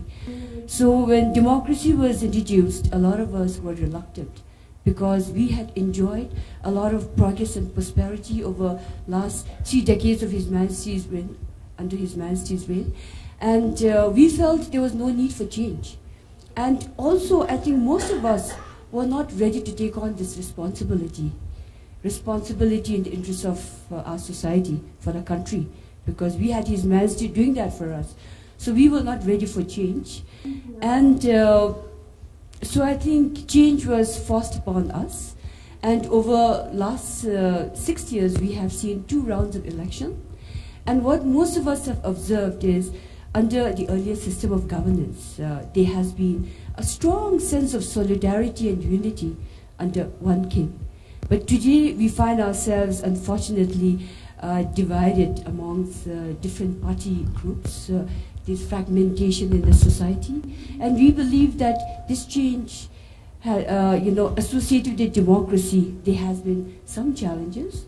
And while I believe that while democracy has been gifted to us in the best interests of our nation, I think we have not prepared ourselves well enough for this political transition. When we made this change from 2006 to 2008, I think while we had the democratic institutions in place, and democracy actually was not a new experience for us. We had a lot of devolution and decentralization of power right through 80s and 90s, and the decision-making process has been very democratic in nature. But campaign elections, making informed choices were new experiences for us, and perhaps we thought this is somewhere we might need to revisit so that we can make democracy work in our country and fulfill His Majesty's noble objective for the country. Ambassador Verma, so there was a reference to how sometimes in democracy, the will of the people can lead to fragmentation. And is it the case that there are some elections in India, for example, in which the will of the people has been for a fragmentation, and some in which there has been a will for unity? And if so, with the one that we've gone through, which one would you say it is? No, I would not like to use the word fragmentation. With due respect to Lily, I think it's too strong a word. What democracy allows is the expression of differences. Differences often provide the template on which a larger unity of a nation can be built, because if you do not allow differences to be expressed, the entire fabric becomes brittle and can perhaps fragment that much easier. I believe democracy allows the expression of differences, and these differences are expressed with occasional acrimony during elections. But I don't believe that it should lead to the diminishing respect. It's important, and I can say to you that in the political arena, there are many people from different political parties we disagree with vehemently. And in my case, very often that happens for the nation to watch on public television. But after that, we can have a cup of coffee together, and we do so very often. Which essentially means, and if you go to the Central Hall of Parliament in Delhi, you will see people who have literally on occasion stopped Parliament from functioning because of political differences, are sitting together happily over lunch, enjoying a meal and cracking a joke together, and they are in personal friends. So it is that kind of respect which becomes, I mean, in our country, it's not only about parliamentary elections. In the presidential election, which is a representative election carried out through Parliament and the states, the moment, and there are only usually 2 candidates or 3 candidates, the moment the election is announced, the candidate who has lost is the first visitor to meet the candidate who has won, to congratulate him. And this is what most leaders do in the elections right now. So, Lily, I think fragmentation is not right. Societies must allow for differences, and allow those differences to be resolved through the expression of the popular will without irremediable hostility. I think that is the strength of democracy. Ambassador, the question then arises about maybe the way that, for example, the Indian party political system, which can as Ambassador Verma says, leads to a certain degree of acrimony. Maybe that wasn't the best first step. Were there other alternatives, do you think, that were ever considered as steps towards democracy, maybe a party-less democracy first, when Bhutan was, when this transition was being considered? I think I agree with first thing with power. I think democracy is a concept and governance system which really cuts across social barriers. And I believe in India it even cuts across political barriers.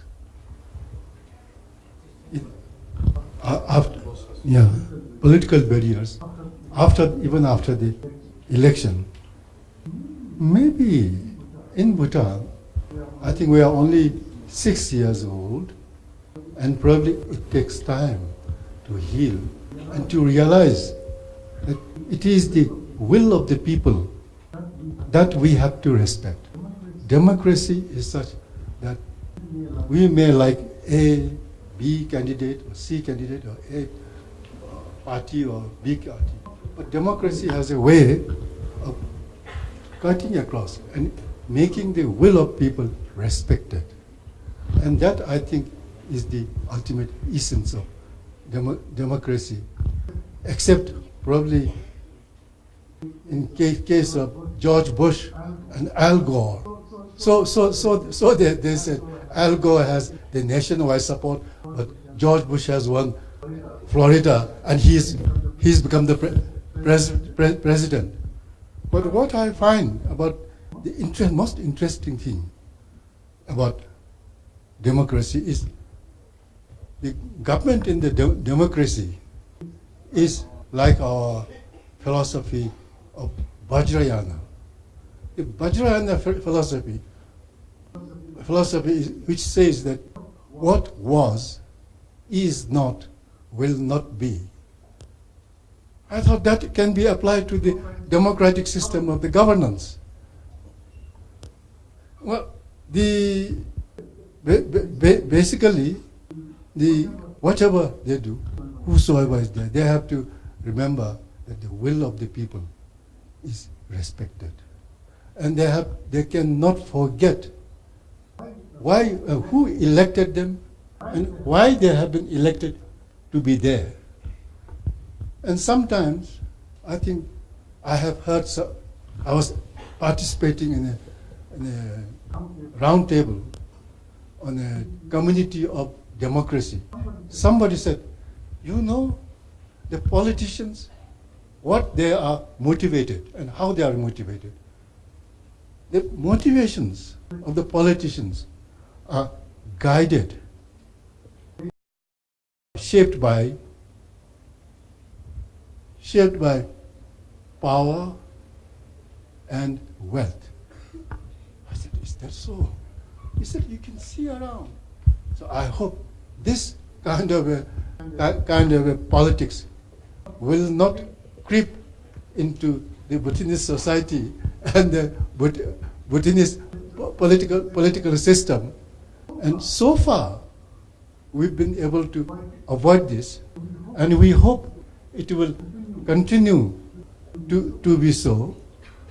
And because in the ultimate analysis, sometimes we forget, no? In the ultimate analysis, they say there is no democracy without election. Yeah, election is so important. But when we think about it, election is the source of all problems. Election is the source of all problems. And why? Because during the election, all the political parties and the candidates, they have to raise so much fund to campaign. Now, where do they get the money from?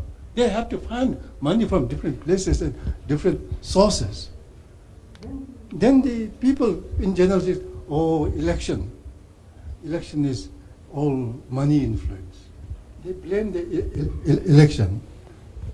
But I hope probably this is mainly because of this election. But our politicians, at the ultimate analysis, I hope that they will remember that what they have to deliver and why they have been elected, why they are there to govern. And they govern because of the consent of the governed. And they have to deliver development, they have to deliver security, and above all, they have to deliver dignity to the people who elected them. And in Bhutanese terms, I believe this is the way to realizing our goal of gross national happiness. You had something to say on the subject of... No, I just want to say, Ambassador, that I don't wish it upon you, but I don't believe the age of innocence in politics lasts very long. And indeed, Bhutan also in competitive politics. But I still feel, without the slightest hesitation, Lily, that in spite of the many faults that the system generates, the overall good is larger. And therefore you cannot throw the baby out with the bathwater. In our country, the elections in India are the largest organized human exercise in the world. When people hear of the number of the electorate, there is usually a stunned silence. Obviously, since democracy and power and access to the perquisites of the state and discretionary powers that then distributed are linked, there is a great incentive to win. And it is for this reason, I think, that progressively we have strengthened the Election Commission of India, because our subject today is the will of the people. If there is a fault in the system, then I'm afraid the system is not reflecting the will of the people. And that's why I have argued consistently, Mayor, that the Election Commission's powers need to be further strengthened. And I have no hesitation in admitting here that the Election Commission, in all humility, has submitted several recommendations to Parliament to further strengthen its powers, and for reasons which are not a mystery at all, Parliament has not acted upon it. So we need to strengthen the Election Commission. It's a gigantic exercise. By and large, I can say, I know there are problems. I mean, I went to meet the Chief Election Commissioner twice during this election, because there were problems from our point of view in the conduct of elections in Bihar. The whole administration has been placed under the Election Commission. By the way, the Chief Election Commissioner in our country is a constitutional authority protected thereby, but the other two election commissioners are not. The power to deregister parties, the power to take action which is far stronger than the current level of admonition which is often ignored. A previous Chief Election Commissioner, after admonishing two competitors who were also ex-ministers or ministers at that time, found that his hands were really tied in doing anything further because they refused to change. Don't you think there should be something in between deregistering a party? I'm saying ultimate powers. Certainly what I'm trying to tell you is that if anything, the Election Commission's powers should be increased, strengthened, because the ingenuity of the candidate in a highly competitive political environment is almost limitless.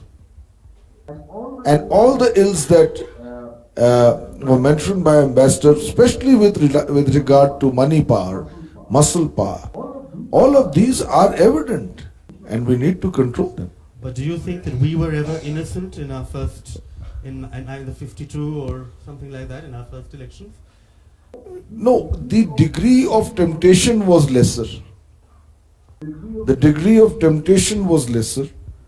And I must say, even if there was a certain high-minded idealism about the elections, it was very quickly, and that's part of the Indian psyche, tempered by the pragmatism of the need to win an election. I say this not as a cynic. I say this that there is the human proclivity, but there is equally the need for the strength of the system to control it. And I would say by and large we have devised it, but we need to further strengthen it. Really, on the subject of the will of the people again, Bhutan is very, very, in a very considered manner, has chosen to go with a system that ensures there will always be a two-party face-off. Now you run a smaller party, not one of the two main parties in the Bhutanese political system.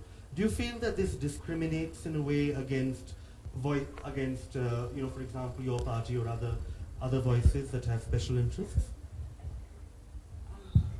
Before I respond to this question, allow me to just respond to what Ambassador You are a politician on the field. Sorry. Okay. Before I respond to that question, I would just like to make a comment on what Ambassador mentioned about fragmentation. When democracy was introduced, His Majesty, the fourth king, he felt that no Bhutanese in this country should be indispensable. For that matter, even the king of Bhutan. And the power must be in the hands of the people so that the governance is transparent, more accountable, and more responsive in keeping with the changing times, with the needs of the people. So democracy obviously has its good and bad, but democracy was introduced with His Majesty's noble intention for this country. And there are wonderful elements to be drawn from democracy. Now, when I talk about fragmentation, I'm not saying that with democracy, the society gets fragmented. But Bhutan largely has a young population. We have a largely rural society. And by and large, people have limited understanding about the essence of democracy. And I believe while we have put in a lot of effort on teaching people how to vote, I believe we have not done enough to educate people on the essence of democracy so that we can draw the best essence of democracy. We've not done well enough. And in 2008, civic education responsibility was, and anywhere else in the world, it has to be done by a neutral organization. And unfortunately, that's one area where we have not paid a lot of attention. And as a result, if the society is getting divided along party line, it's really because of our own limited understanding of democracy. And I think this is where the relevant institutions and different political groups have a role to play in bridging this gap, bringing people together, not engaging in mudslinging, and undoing the damage that has been done over the last two elections. Now, as far as the representation is concerned, we have a two-party system, and those of us, who have not made it in the elections, who have got eliminated in the primary round, so far we have not had adequate platform for us to represent the voices of people that are believers or in our ideology or our party. But the five political parties, since the elections, we have been working very closely together. And we have a common understanding on how all of us together can work towards promoting vibrant democracy in the country. We have maybe 8 minutes now. So I think it's time for a few questions from the floor. Does anybody have... are there any questions? Yes, sir. Gentleman in the blue. Can someone get... I want to ask a question about this word that is used in democracies. There's the party in power, and then there's the opposition. I want to put to you, the word opposition is probably a wrong word, imported from England or America or wherever it is. Because we are only elected.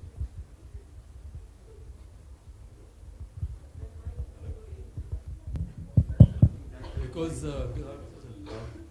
voice good for elections. Because only 30% or 25% or 28% or some extraordinary cases where 40% of the people vote for you, 60% haven't voted for you, it doesn't mean that they're opposed to you. It means they're not exactly agreeing to your agenda, or they don't fall within your caste group or religious group, etc. So I want to ask this August group, what can we do about exorcising the word opposition from our language and using some other word which might be more appropriate? I mean, for instance, if the Congress Party opposes everything that the Beachman would try to do because they're opposition, and they have heard somewhere that Winston Churchill said that the job of the opposition is to oppose, then we have a serious problem in India. The one way to exorcise it,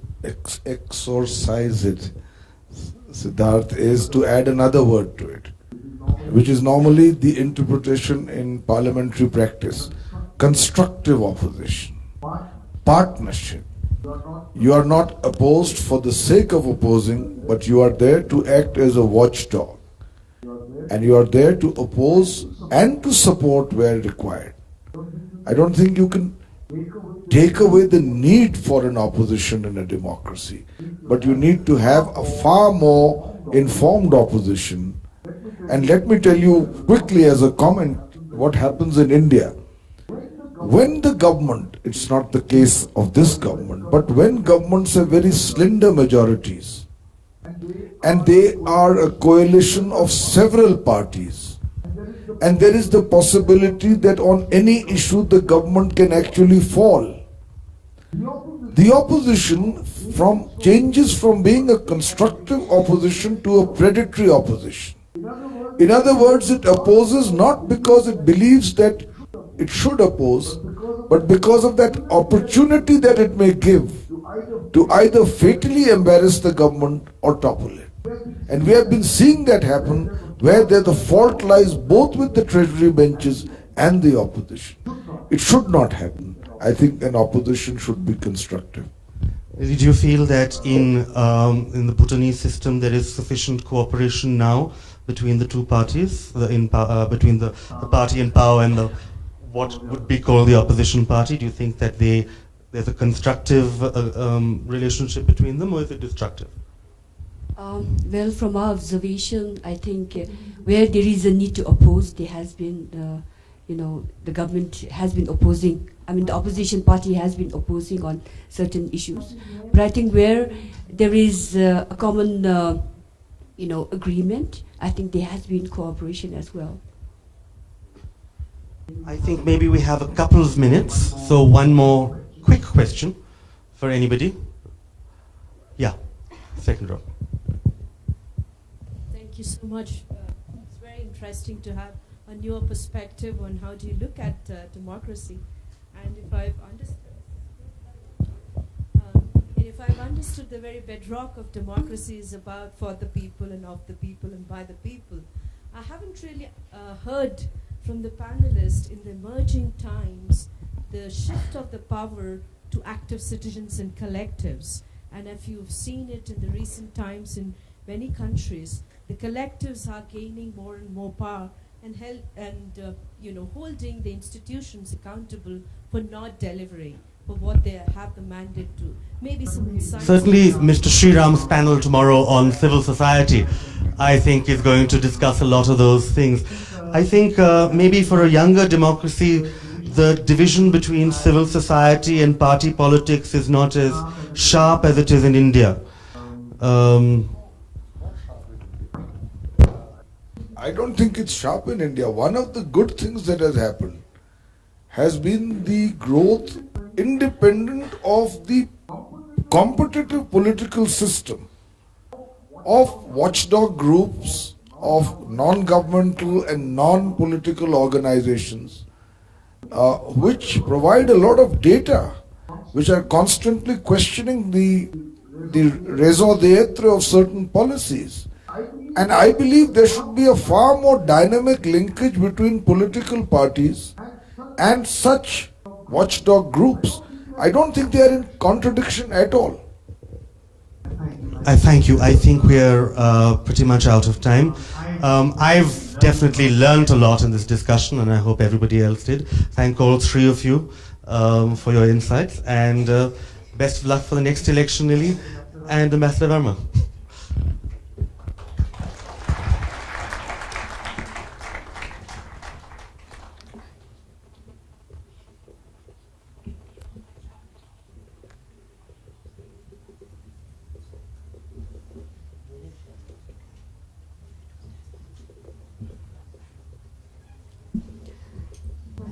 Thank you so much, all our panelists, for that interesting discussion. We are going to... we have a interesting book launch coming up, which is called The Emerging Feminine, Discovering the Heroine Within by Rachna Imasli Gandhi. And we have Namita Gokhale, our festival director, and Neeta Gupta. She is a publisher of Yatra Books here to launch the book. May I invite Rachna, Neeta, and Namita on stage, please?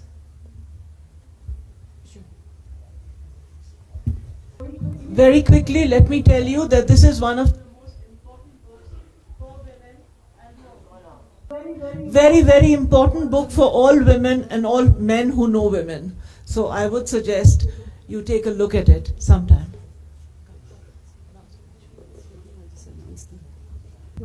So on behalf of Yatra Books, I welcome you all to this book launch, and thank you Mountain Echoes, thank you Siahi for giving us this space to bring this very important book to the world.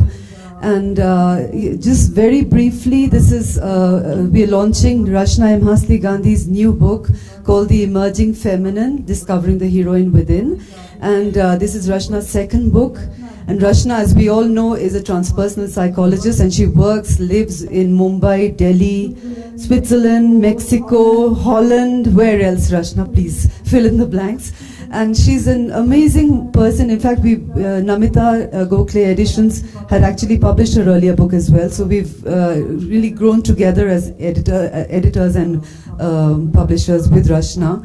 And before we have the launch, I just wanted to have a short clip of a film which Urvi, if you can just put it on. This is the concept is by a friend of Rachna's. She's a performance artist, Shakuntala Kulkarni, and she's done this. We've borrowed a little clip from her film, and it's just to show the right. Thank you.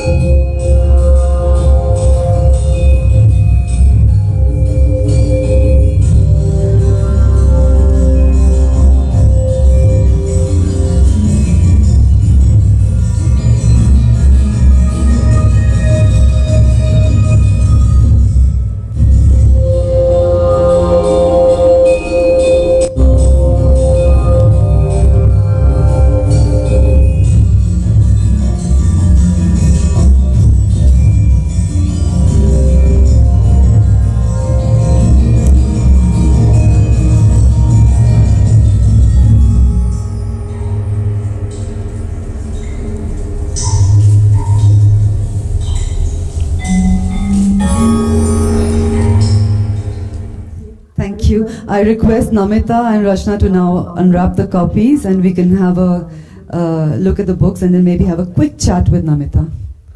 Thank you.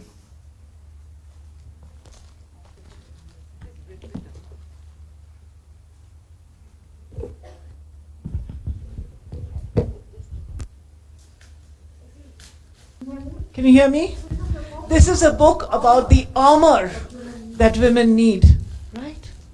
To discover discover the heroine within.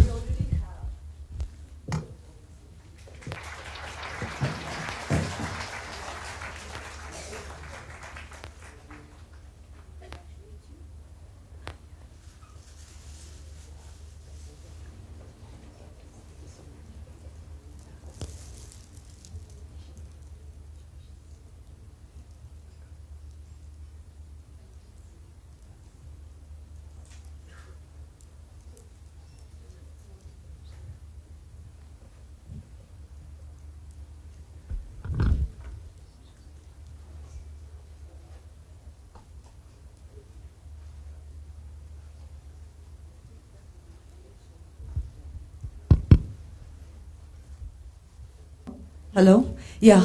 So back to the book.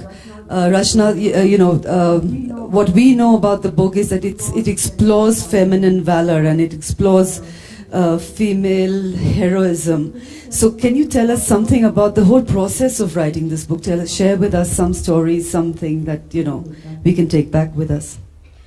Well, I've been working as a therapist with the kind of social circuit in Delhi for 28 years and also all over the world. But I found that, how come several of the women who come from such powerful families sometimes are so constrained, and what's up? I mean, so of course there's a lot that goes on in our collective unconscious that we are not aware of. What is this that we've inherited? Kind of a helplessness. I mean, coming from such powerful families sometimes as to find them constrained with not being able to articulate themselves. And so, looking at many of our heroine myths, I found that we have a lot of answers because we have such a fabulous goddess culture in our country. And so, I started looking at that energy which was alive and using them therapeutically to awaken that feminine, the actual healing force, not the angry, raging feminine, which came out during the feminist movement. The compassionate, the healing, the one which if that is not emulated, then how can men evoke that within themselves? They only have that raging one within them. So I thought we have such a very varied, beautiful culture which has that within us. Why don't we bring those out? Lovely. Since we're here in Bhutan, I think you can maybe share a secret with us. How can is there a secret that we can all, somehow get this heroine within us to evolve, or is there some kind of a mantra that you can give us for especially for Bhutan? This is especially for Mountain Echoes. Some mantra for. I think, I don't need to. I think here the feminine energy is quite well balanced. I feel, even seeing the way things, the way they've chosen happiness, for instance, as a mantra for themselves. I think it's more in a kind of very patriarchal culture where that negative force comes up, and therefore the negative force comes out in the males. And how can we heal ourselves before we can heal our males? How can we be the embodiment of that goddess energy which can change, because we have such a healing power in ourselves. Why can't we use that positive force within us? Lovely. Thank you so much, Rachna. Namita, would you like to say something about the book? Or about this? Every mic, is this working? Otherwise, every single mic, I seem to have the touch of death with these mics. I would simply like to say that over the years, I deeply respect Rachna's insights into human psychology, and I know that in these times of transition where both men and women don't know where they are located and where they are heading, and both feel powerless in different ways, I think this is a very important book emotionally and intellectually and intuitively to understand the inner selves of the man and the woman within us, because all men have a woman within them and all women have a man within them, and to a deeper valor. And I really urge everybody, both here and later on, wherever the book encounters We people. have the book available outside at the bookshelf, and there's some information as well at the reception, a press release for our media guests here, which I can distribute later on. And on the last day here, Rashna and I will have a long conversation, longer than this one, on dreams and the dreamer and the whole subconscious mind. And I think some of these themes will emerge there as well. I just want to say one thing, Yeah, please. and that is that we females need a lot of feminine energy to bring out the best in us, and these two females have been very encouraging. Thank you, both of you. Thank you, Rashna, and thank you everybody for being here with us. I think we can now head for tea. I'm sure you have some announcements.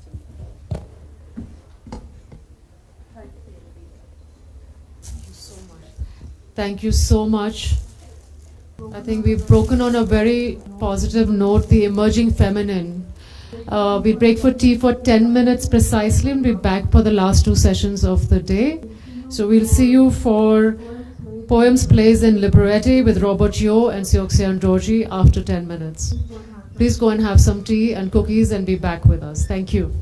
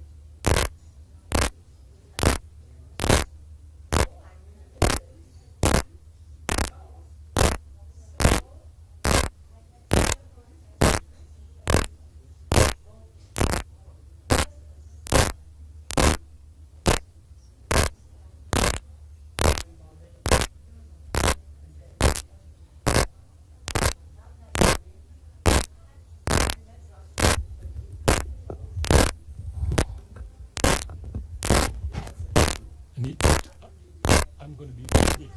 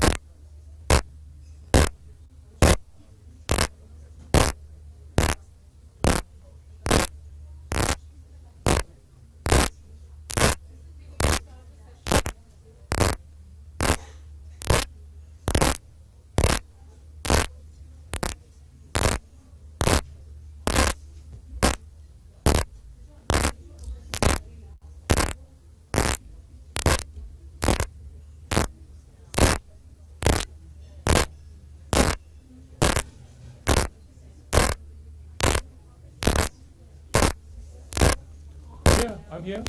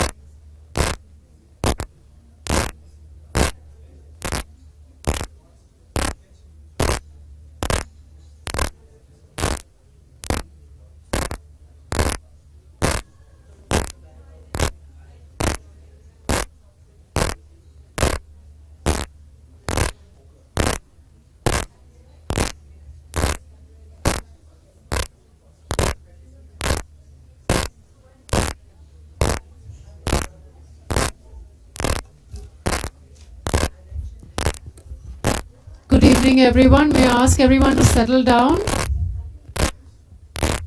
And the people at the back, could I request you all to move up?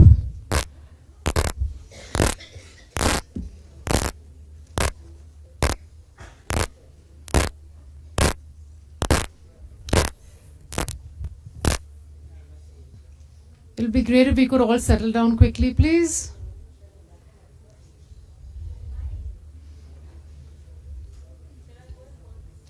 No, don't bother. They're doing it.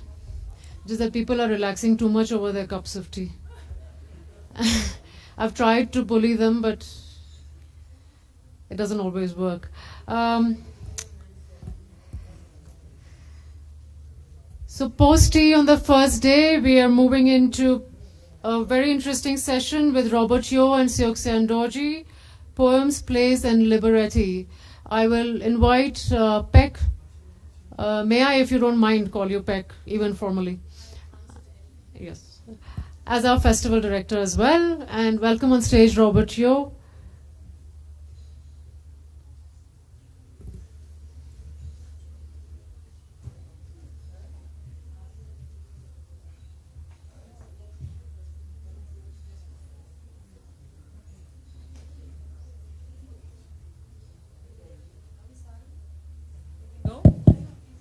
So good afternoon, everyone, and thank you for being here at 4:15 on a Thursday afternoon. I hope you've had a nice cup of tea. Well, this afternoon we're actually going to meet with Robert Yeo, who is a poet, a playwright, a novelist, and one novel, and a librettist. He's now actually writing for operas in Singapore, and he currently teaches creative writing at a university, at the Singapore Management University. So this is Robert's first visit to Bhutan. And Robert, your writing career has actually spanned nearly 50 years. I think you've started with poetry, and Robert has written on a whole lot you can imagine with 50 years of writing. He's written everything from his youthful days about love, a lot about love, I notice, and all the way to politics, you know, and many people describe your work as being reflective of a personal journey, right, that also traces the growth of a nation. Robert started writing in the 60s, and that was when Singapore gained its independence. That was also when he went to the United Kingdom to college. So that was when all the inspiration came. So I was just wondering whether you would tell us a bit about, you know, those the period of change in Singapore that inspired you to write.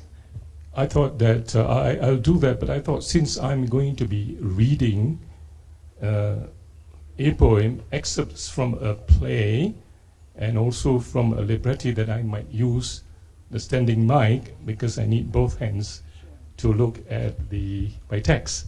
So I will just move over there.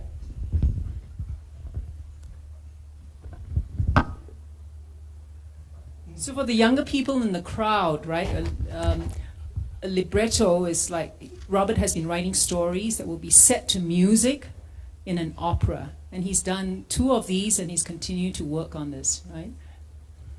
Can you hear me? Yeah. Well, a couple of things I want to say by way of introduction to Singapore. In 2015, Singapore will be 50 years old, and that's pretty young for a new nation. We became independent in 1965, but we became independent because we were actually booted out of the Malaysian Federation. And so we were forced to declare independence in 1965. We didn't want to be independent. We wanted to be part of a bigger entity because we thought we needed the Malaysian hinterland. I think you know a little bit about the geography. And the Prime Minister of Singapore at that time in 1965, and get this, he had been Prime Minister in 1959 when we became self-governing. In 1965, we were sent out of the Malaysian Federation. He had said before that period, and this is interesting, he said, island nations are political jokes. And after saying that, he found that he had to create an island nation. So we had to forge an identity very quickly. So the word Singapore, referring to the port city, then the describing adjective became, if you are from Singapore, then you are a Singaporean. And we had to get used to the idea of being a Singaporean. Now, when I get into an airline and I filled up forms and you'll say nationality, I would say Singaporean. But in 1965, that was a new word to me. That is one very important fact about Singapore that shapes my writing. The other important fact shaping my writing is the fact that I write in English, something which is very familiar and probably does not require too much elucidation, except that I think now more and more Bhutanese are beginning to write in English. Why English? Well, I don't know whether we can look at the first slide and look at lists of poems, books of poems that I've published, which resulted in the last one called The Best of Robert Yeo. My publisher wanted to give poems a hip title, so he called it The Best of Robert Yeo, as if the poems were sort of pop songs, you know. All right, why English? Because you know, in Singapore, small though we are a nation of 5 million, but when I started writing, we were 2.5 million. There are 4 official national languages. Malay, spoken by the indigenous people. Chinese, who form the majority. Tamil, the most number of Indians are Tamils. And of course, English. And over the years, English has become the dominant language. And because my father sent me to an English school, I grew up speaking English. Can you guess what my first language was? You wouldn't be able to guess. Can you? You say Chinese. No, it's not Chinese. It's Malay. It's actually Malay. Because I come from a family of Chinese who settled in Malaysia generations, and they intermarried, and what happens? They lost the Chinese tongue and took out the native tongue. So I grew up speaking Malay from the age of 6 after I went to school. You know, it was English all the way. So I think what we'll do now, I don't want too much explanation. I'm going to read you my first poem from The Best of Robert Yeo.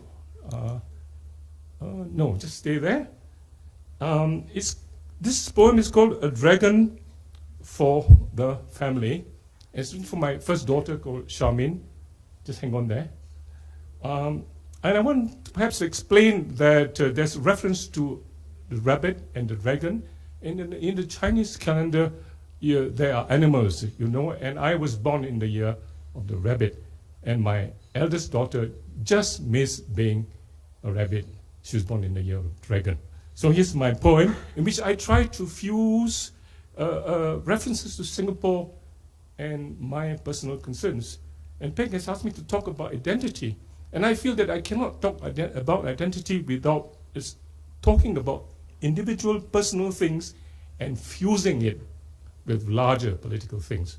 I suppose the great example would be the Irish poet W.B. Yeats, who couldn't speak about personal things without talking about his beloved Ireland. In the same sense, my beloved Singapore. So here goes. A dragon for the family. Hushed, we hovered between rabbit and dragon, between a whitish squeak and flaming breath.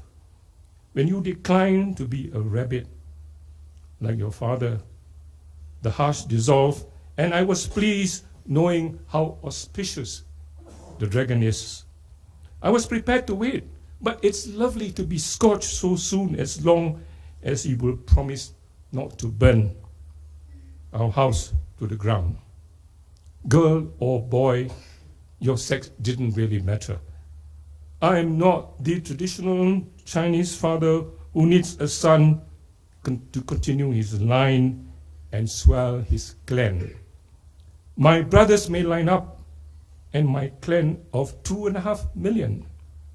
Though small is big enough for me, for us. I don't know whether small is beautiful, but since we have no choice, let's make it so.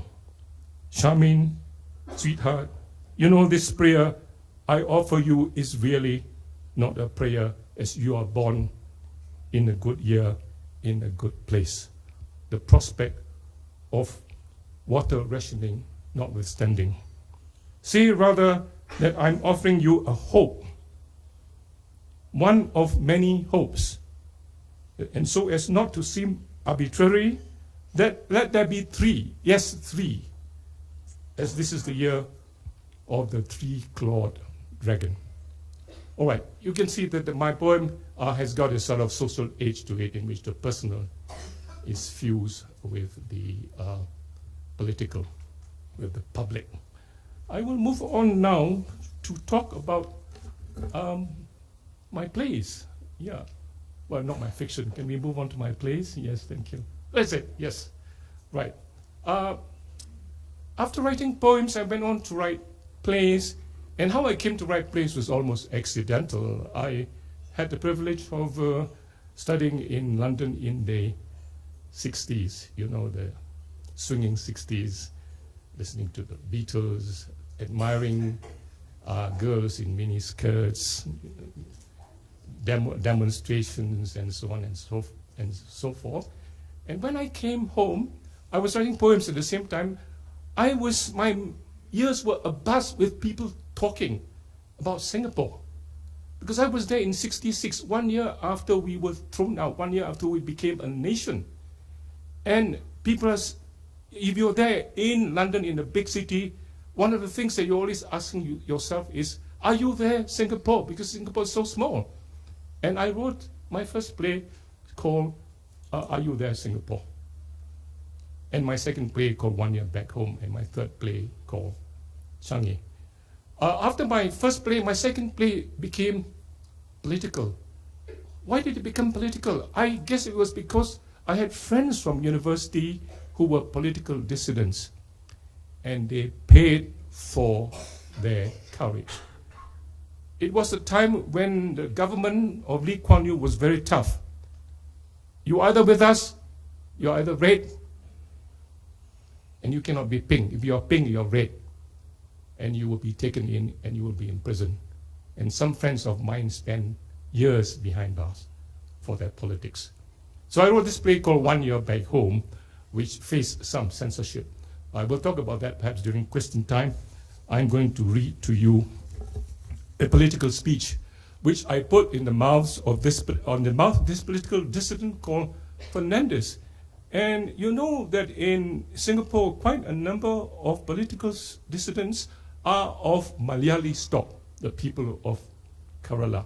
And they got names like Fernandez and Nayars and so on.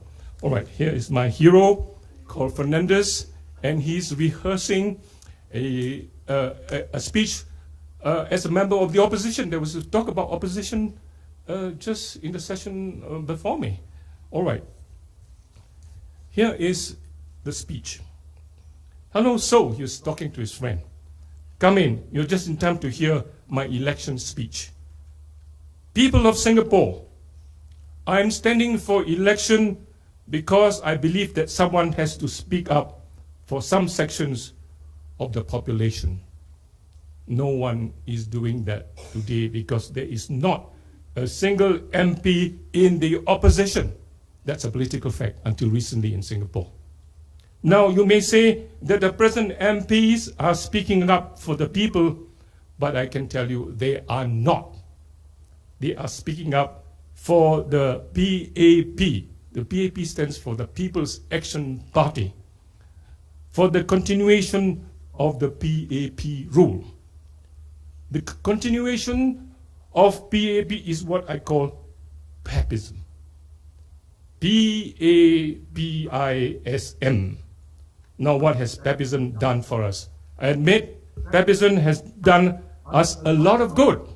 It has given us a standard of living second only to the Japanese in Asia. It has given us the world's fourth largest sport. It has given us SIA. It has given us a people who put all their savings to buy homes they cannot afford from people who want to make as much money buying and selling.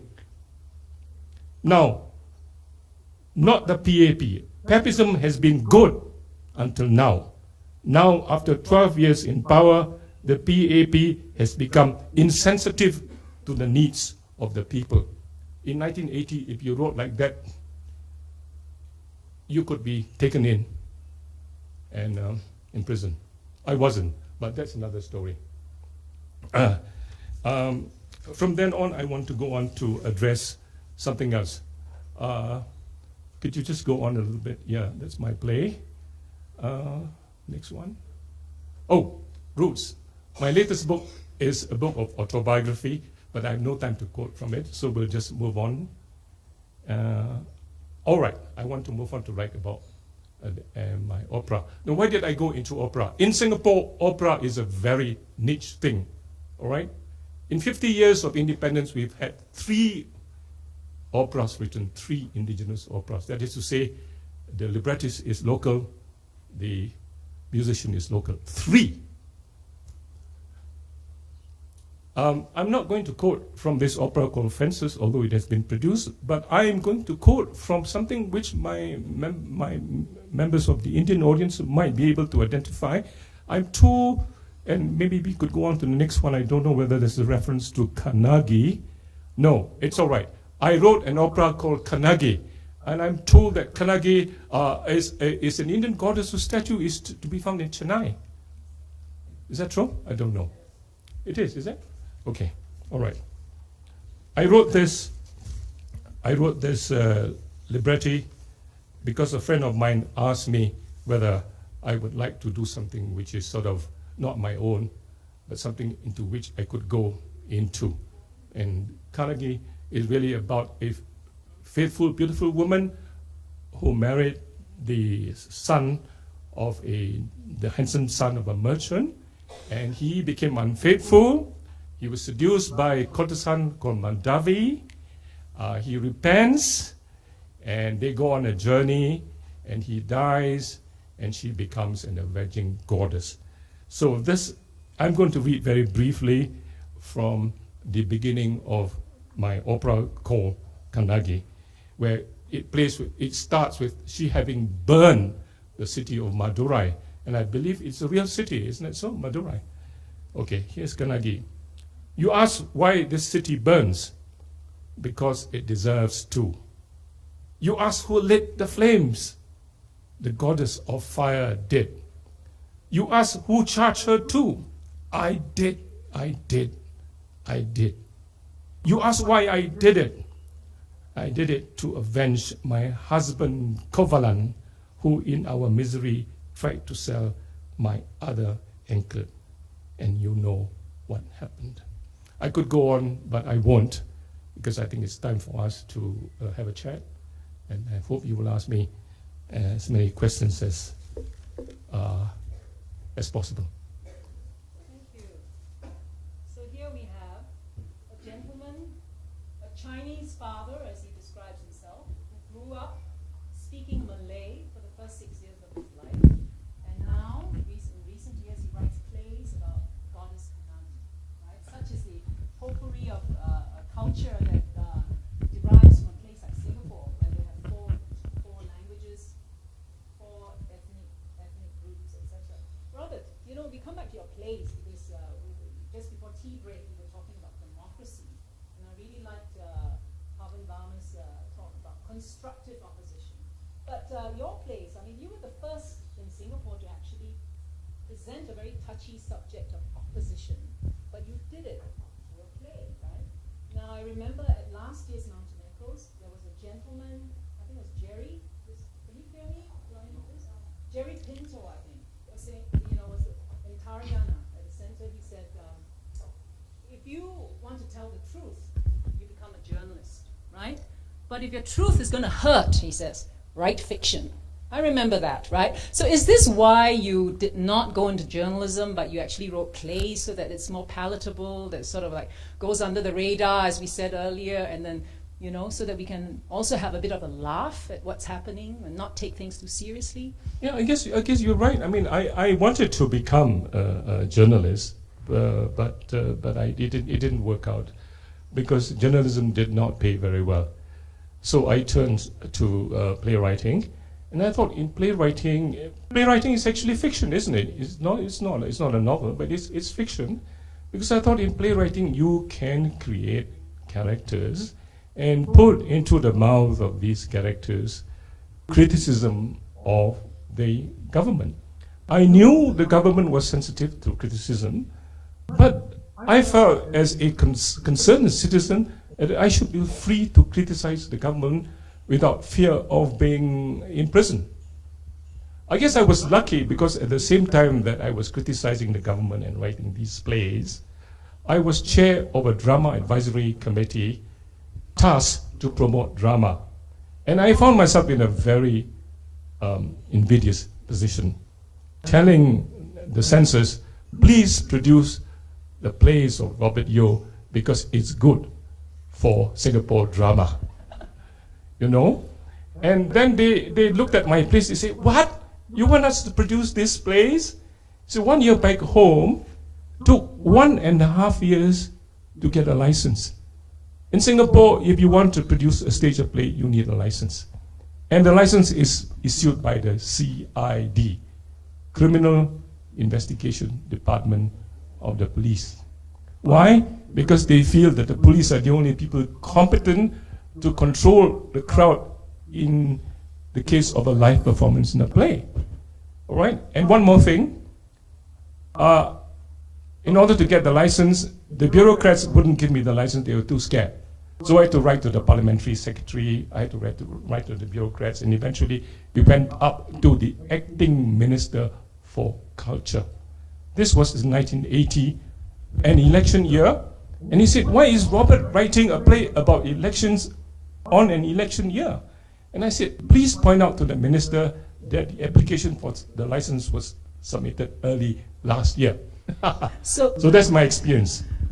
So, you know, compared to what Robert had to go through, I think in Bhutan we've had so much free speech. We've had such freedom to actually to critique, I use the word critique, not criticize, critique, to give feedback, right, on what is happening in the country. And interestingly, you know, at the Center for Bhutan and Center for Media and Democracy, we also recently modeled a little radio soap series based on a fictitious village outside Thimphu, tracking democratic change in the lives of the average people. And the village is called Gakitang, which is a village of happiness. and what happens in the lives of these people. That included a romance, a budding romance, a youngster wanting to become a politician, and all the tensions in the small village. Anyway, identity and nation seem to be recurring themes in all your work. And as Robert said earlier, he still continues to sit on a lot of art councils and cultural commissions, etc.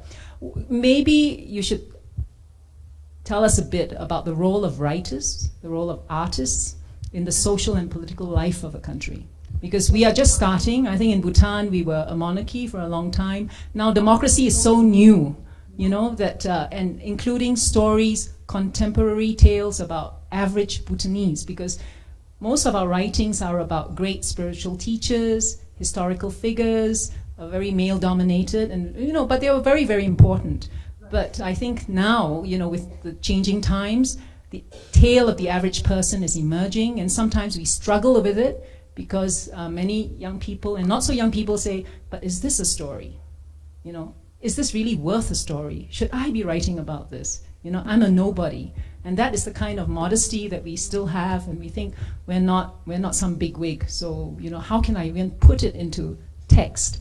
What do you have to say about that? All right. In terms of identity, I was about to say I regret to say, but I don't regret it. I'm an old-fashioned nationalist. Because very, very simply, if you have a new nation, all right, 1965, you have to have a new literature in answer to the new nation.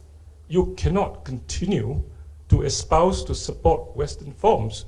I grew up studying Shakespeare and classics, Arthur Miller, American, or British playwrights, and so on and so forth. And I remember looking at school theatricals, and the people of Singapore are yellow in color, brown in color, black in color, and they have to perform an English play, and they try to put on English accents. So can you imagine the comedy? I always say that the best comedy that I've ever heard was the production of Macbeth by a local secondary institution. It was hilarious.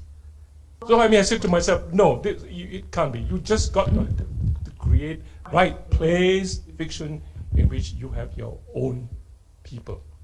And we speak a brand of English which has been described as Singlish. It's full of short forms which locals cannot understand. You will say like,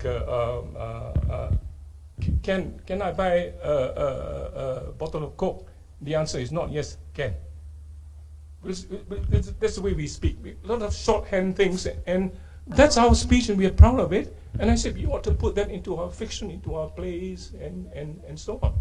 So identity, I think, is very important, creating your own brand of English, or Tamil, or Malay, or whatever.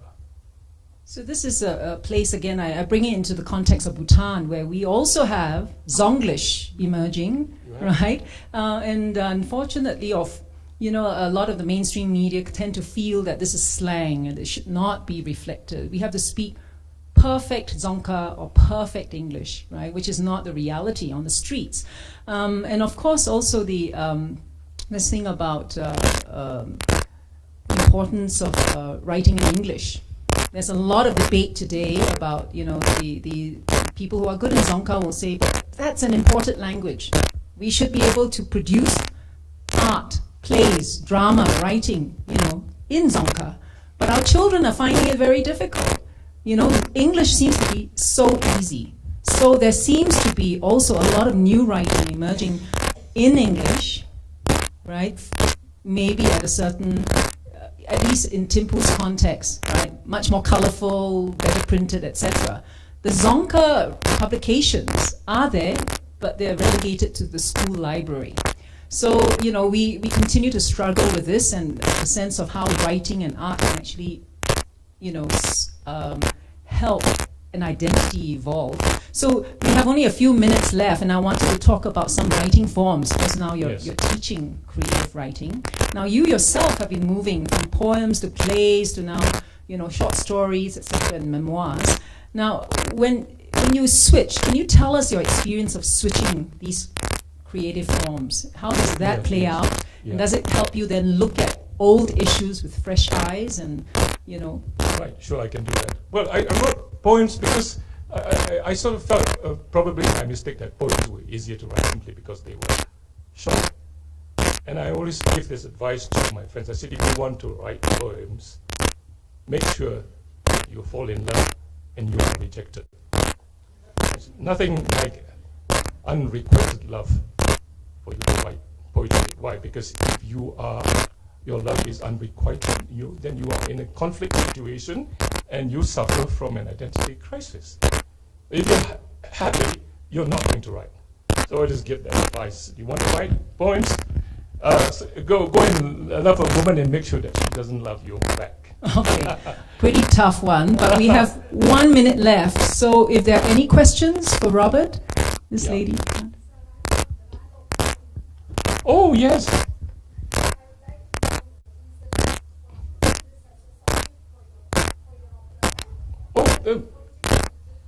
No, it's quite interesting because you see, when you write an opera, the question is always asked, which comes first, the words or the music? My collaborator is actually an American called Dr. John Shockley, who's lived in Singapore for more than 25 years and has a great feeling for things Indian. So he came up to me and he showed me this book, a translation of Kanagi by Prince Ilandro. And he said, you read the book and see if you can enter into the spirit of kanagi. I read it and I said, yes, because it sort of reminds me of Greek Roman myths about a universal subject about women, wrong, redemption, faith, burning, love, and so on. And I said, okay, I'll do it. It took me about 6 months to do it, and then I showed it to my co-composer, and we did a lot of talking, and then he set it to music. The interesting thing about writing kanagi is that it's not original. The story was suggested to me. Whereas in the past, when I wrote my plays and my novels and my poems, everything was my own. But in kanagi, the story is not mine. But I put into kanagi whatever feelings, whatever experiences I have. And I hope I'm not sure I can offer you this invitation, but kanagi will be performed the second time in Singapore, August 1 and 2, 3 and 4 in the Arts House in Singapore. And if you can make it to Singapore and you can contact me, I promise a ticket to kanagi. So, thank you. Yeah, sure. They'll take you up on it. Yeah. So we have to thank Robert. A ticket to the show, not an air ticket. Sure. So we really have to thank Robert because the lady's nodding. So I know some young friends over there, if you want some coaching on how to put your lost love into story, please see Robert. Thank you very much. Thank you. Thank you, Peg.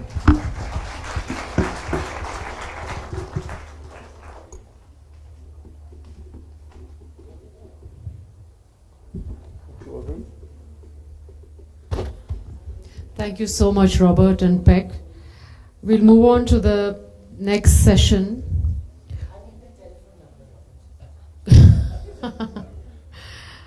You're saying something? Okay. We'll move on to the next session called The Attachment with Florence, introduced by Judith from the French Book Office. And Judith will do the needful with the background on Florence because I don't think I am even close to knowing her work as well as Judith does.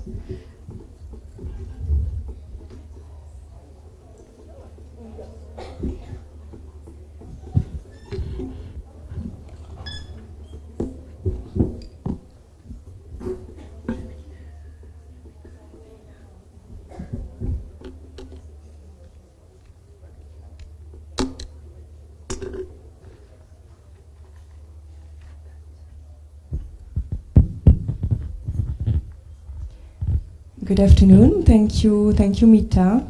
Thank you for having me. Actually, it's a pleasure for me to be part of this festival and to have this occasion to visit Bhutan. I'm especially happy to be here with Florence Noisville, who is a French writer as well as a journalist. She is a literary critic for the French newspaper Le Monde, where she is the foreign fiction editor at the book section Le Monde des Livres. And what I really, really like in her personal story is that Florence was not meant at all. She was not destined for literature. She studied business law and politics, probably to meet expectations surrounding her. She attended Sciences Po, she attended the International Business School HEC, and all this brought her naturally towards a career as a financial analyst in an international company. And at one point, after a few years, she decided to focus on what was really interesting for her, writing and literature.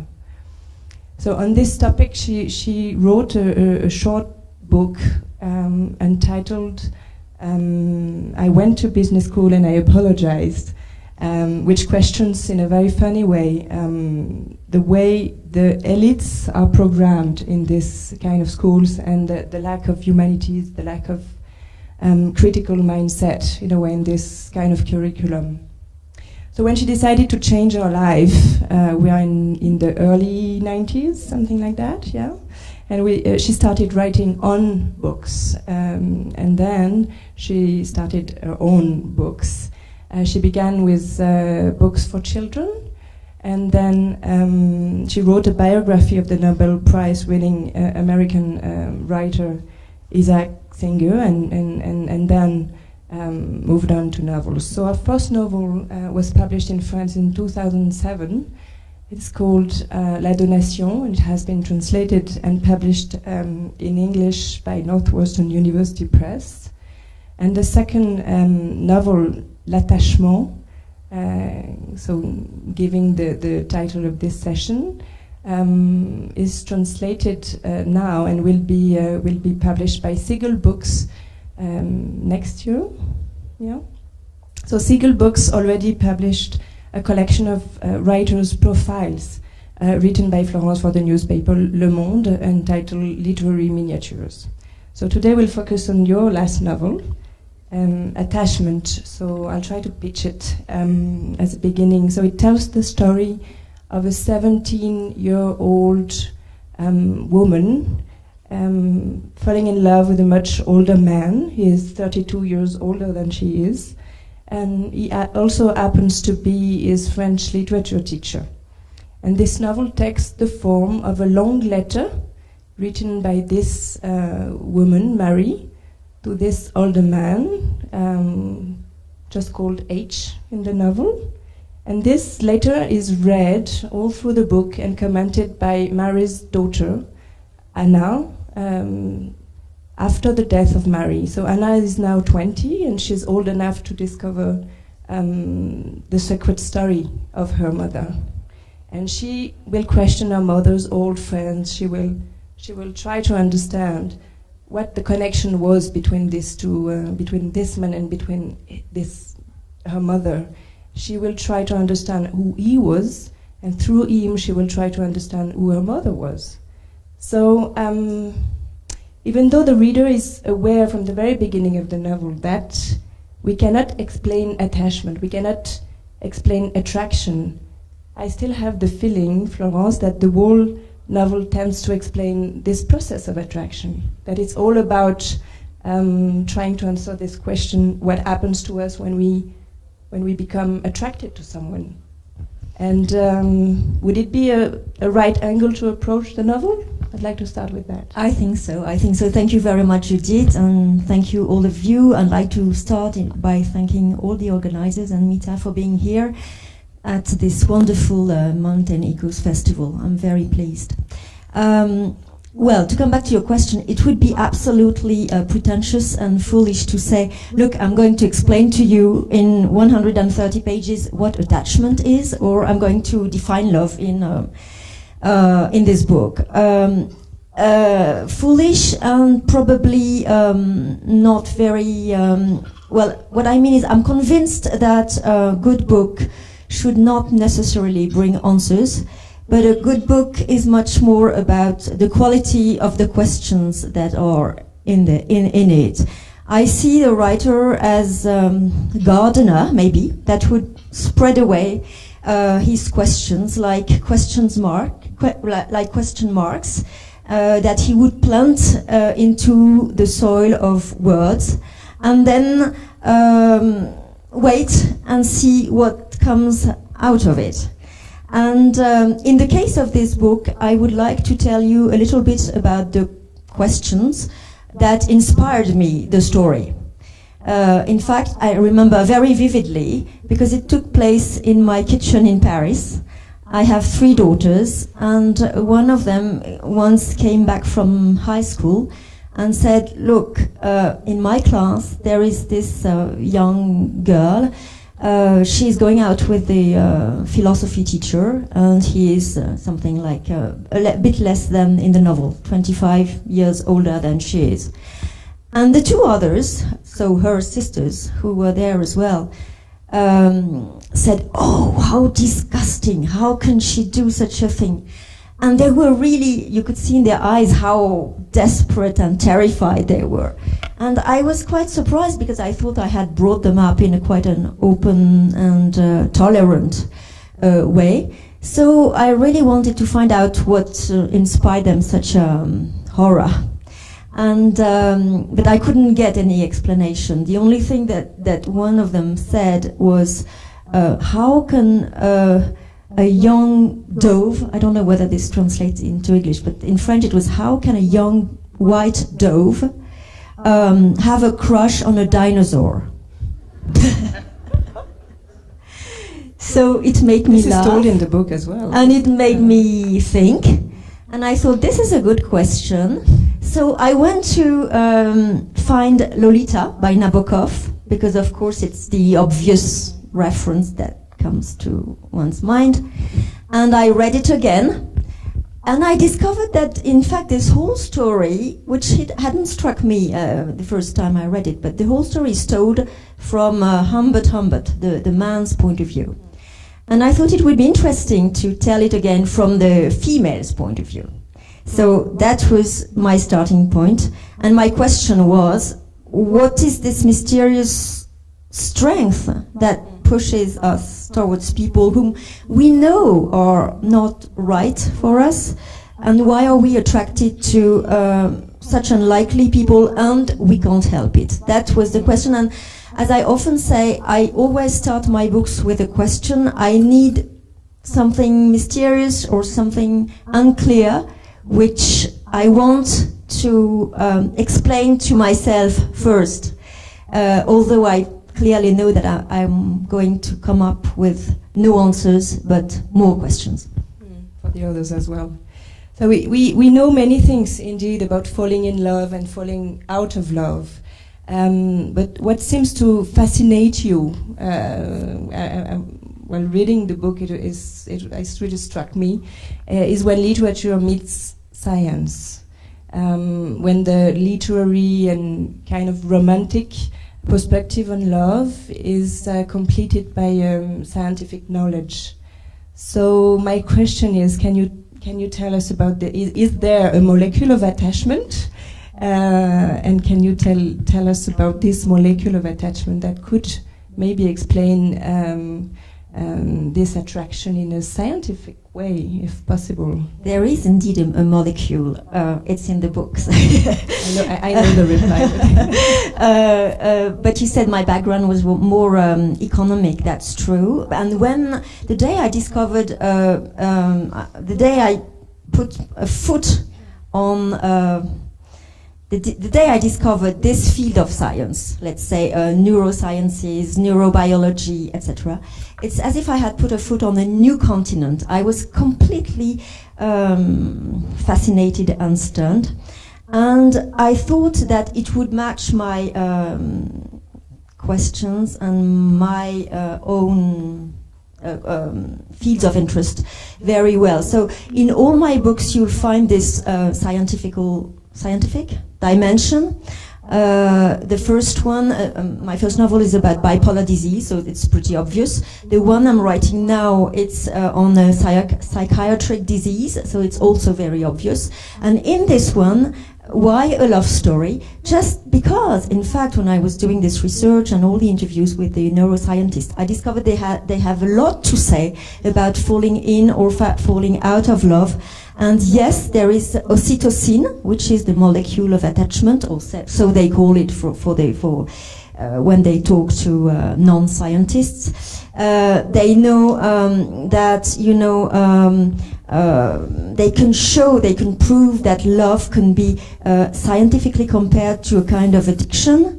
And they can explain to you which areas are activated or deactivated when falling in out of love, but more widely according to all our emotions.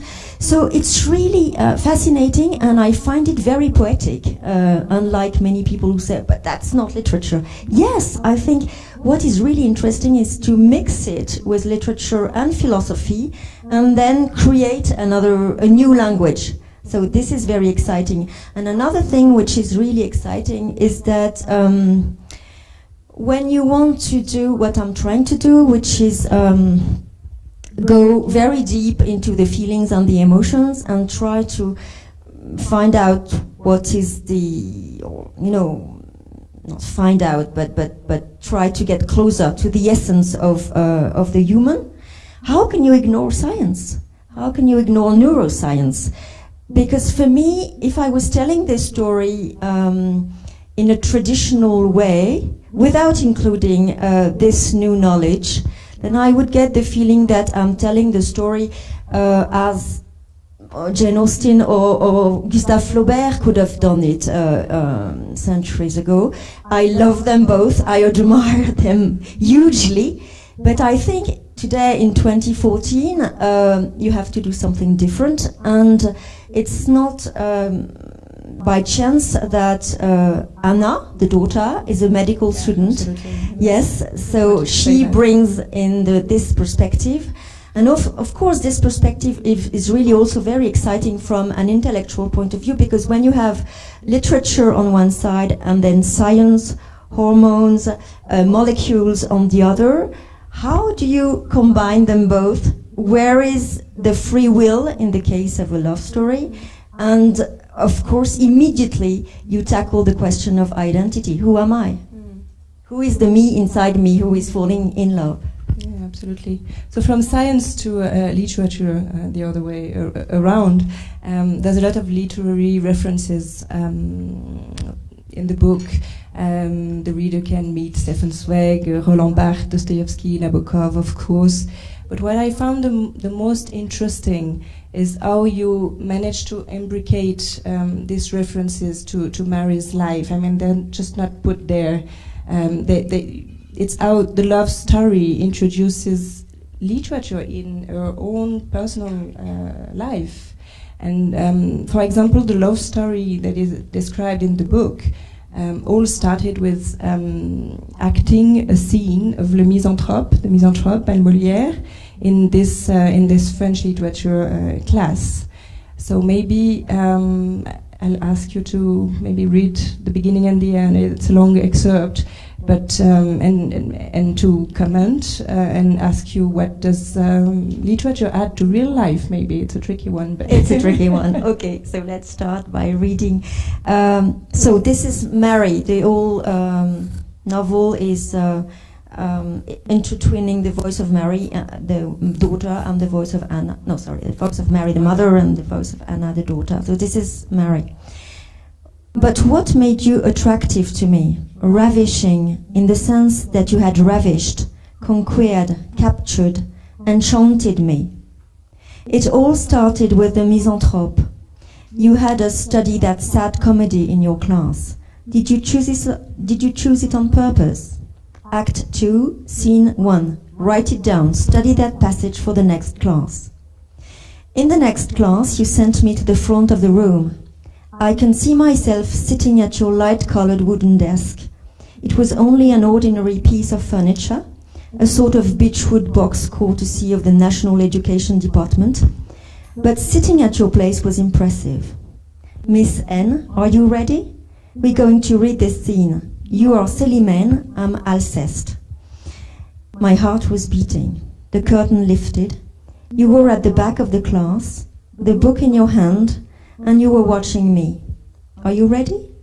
The scene was unusual. You and I, at opposite ends of a diagonal line, with 30 questioning faces between us. 30 others, who separated and joined us, who were our audience. An impatient audience, curious to see the curtain rise on this strange, private encounter. So then they play. One is Alceste and one is Selimane. This is a Molière play, so this is the 17th century, but it's as if it's a declaration of love, and it's a wonderful one. I can't read it now, but and I invite you to do so. And the end of the chapter is this: You, Alceste, you were already quite smitten. And I was no doubt in enough of a state for that theatrical dialogue to assume snippets of truth as we continued. After that, throughout the entire school year, beyond the feeling of great complicity, nothing happened, but the essential had happened. You told me I love you in the language of Molière, and in our own private theater of love that would remain the primordial scene, the seal. Thank you.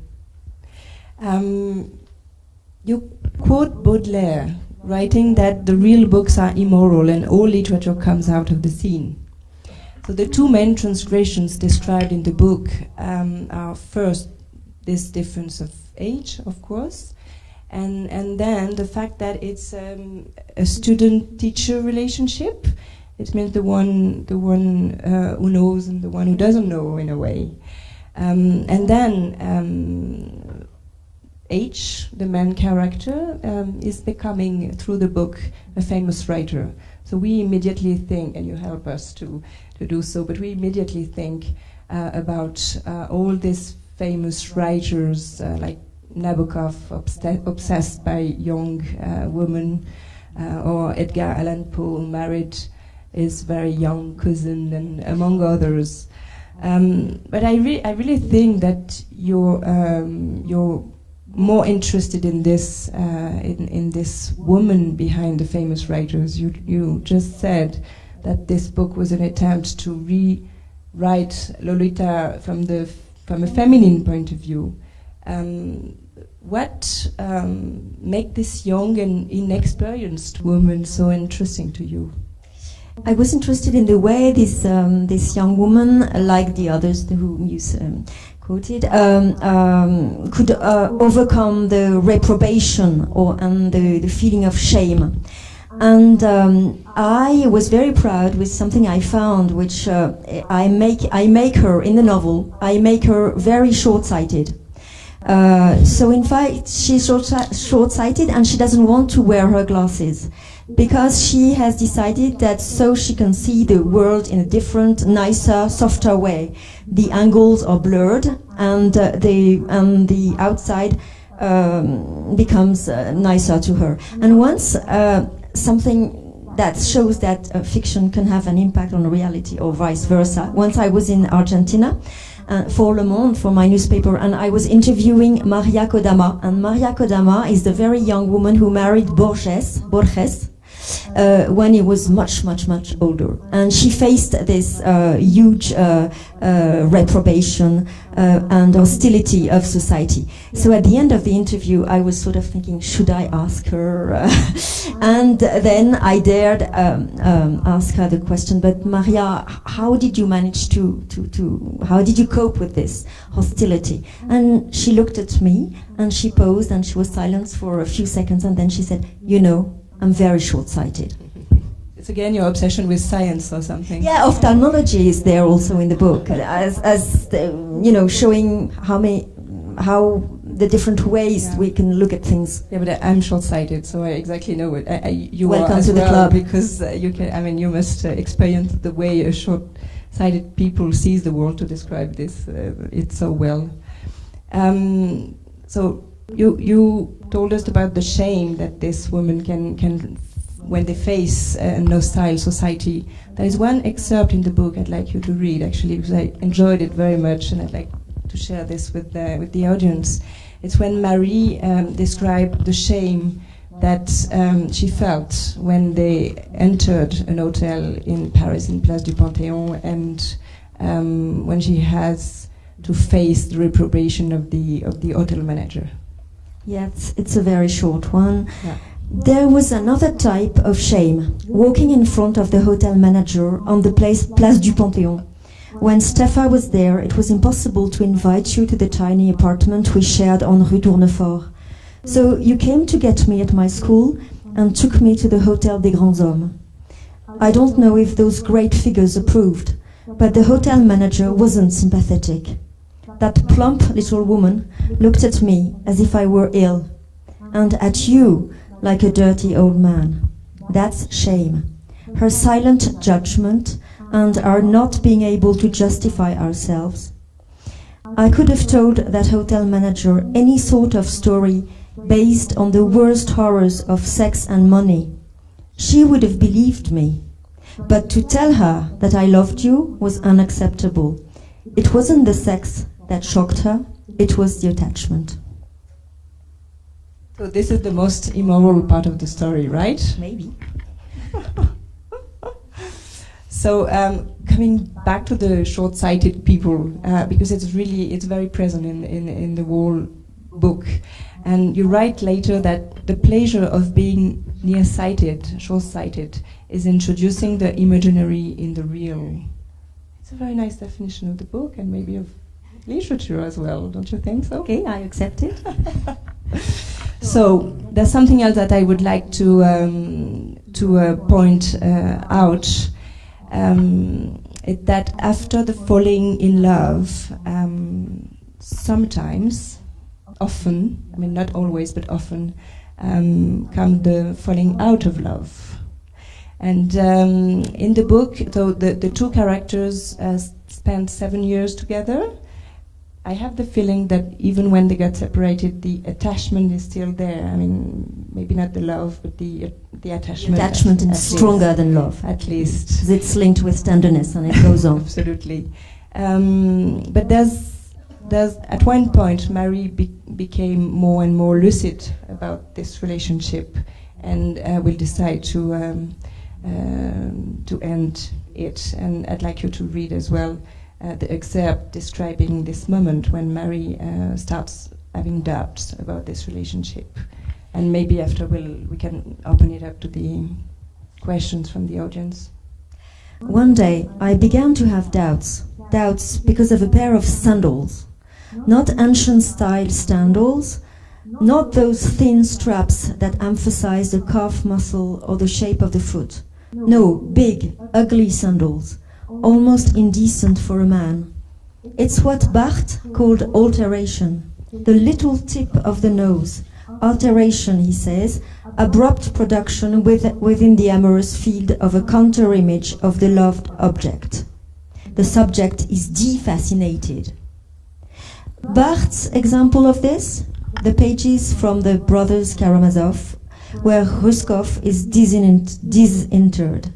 His body is intact and pure, says Dostoevsky, but on his nose there is a faint trace of decomposition.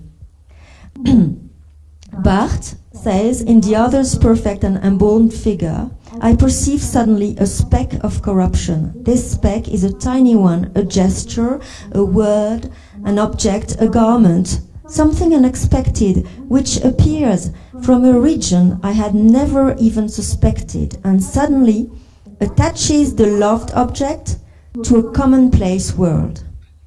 Could the other be vulgar, whose elegance and originality I had so religiously hymned?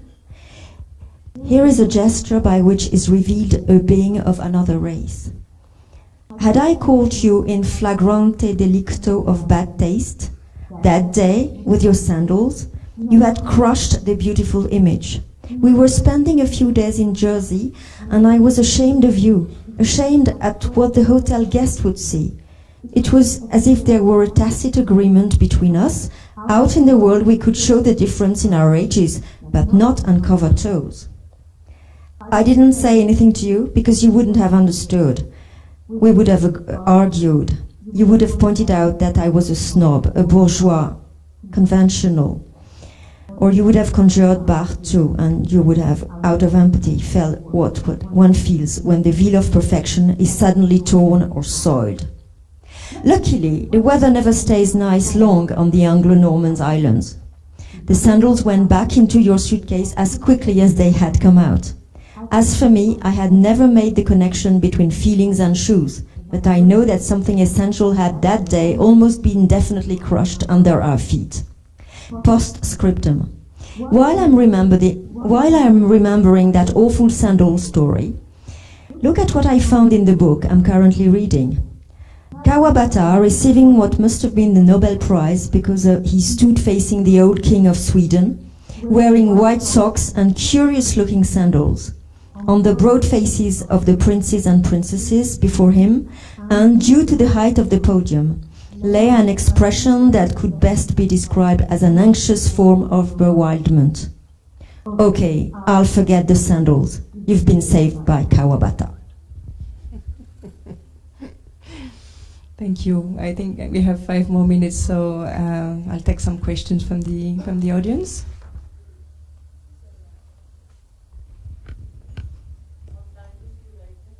I write in French.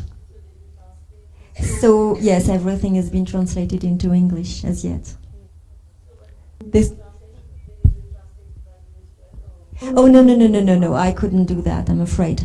I wish I could. No, it's a translator, an American translator, who translated for Seagull Books in Calcutta. It's probably pretty obvious, but doesn't matter.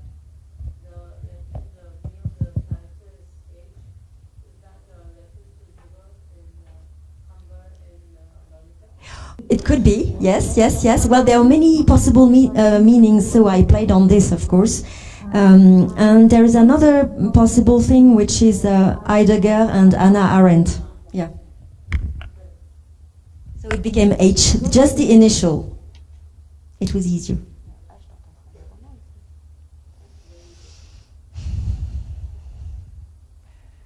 Yes. I wanted to say something about the short-sighted. Yes, that's why I'm putting on my glasses. I won't buy it, but maybe I'm being presumptuous in asking you this question.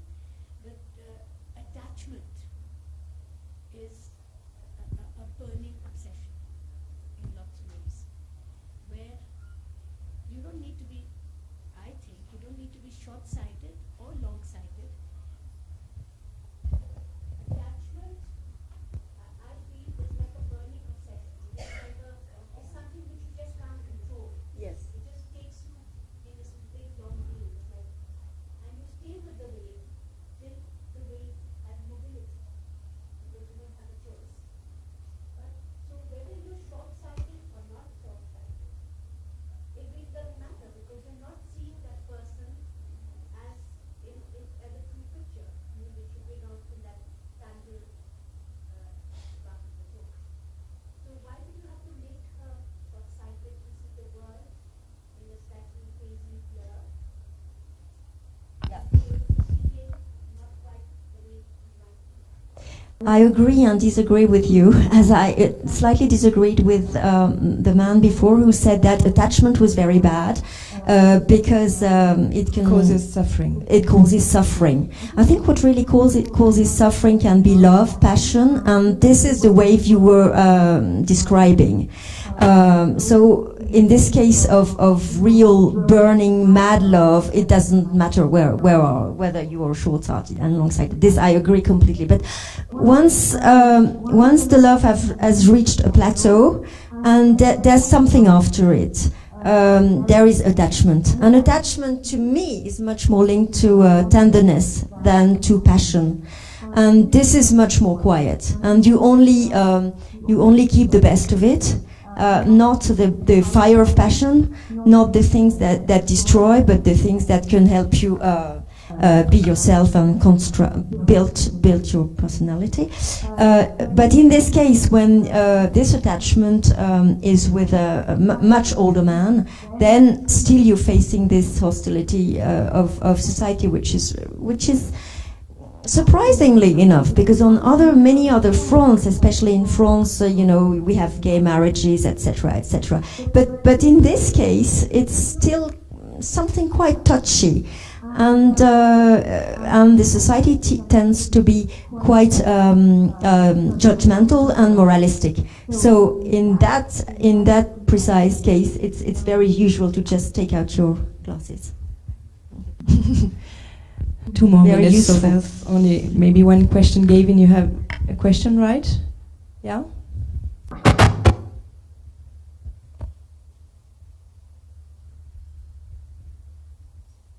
This working? No. Yes. Yeah, yes. you can hear me.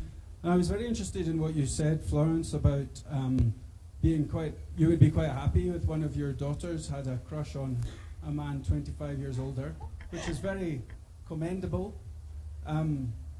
But I think a lot of people, myself included, as a father of daughters, I'd be worried about the power differential there. And just as I'd be worried about my son dating a woman 25 years old.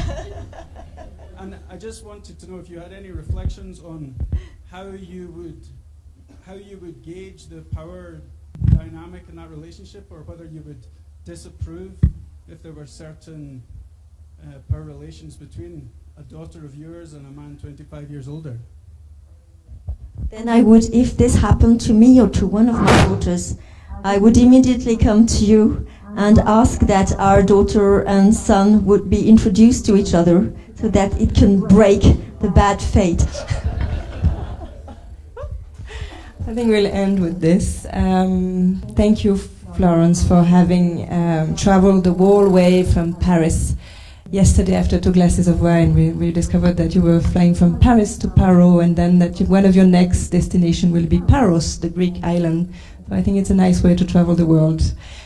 So this book is under the process of translation, so it will be out in a few months. January 2015, I think. Yeah.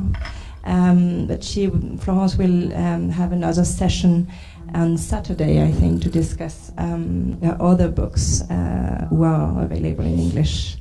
So thank you.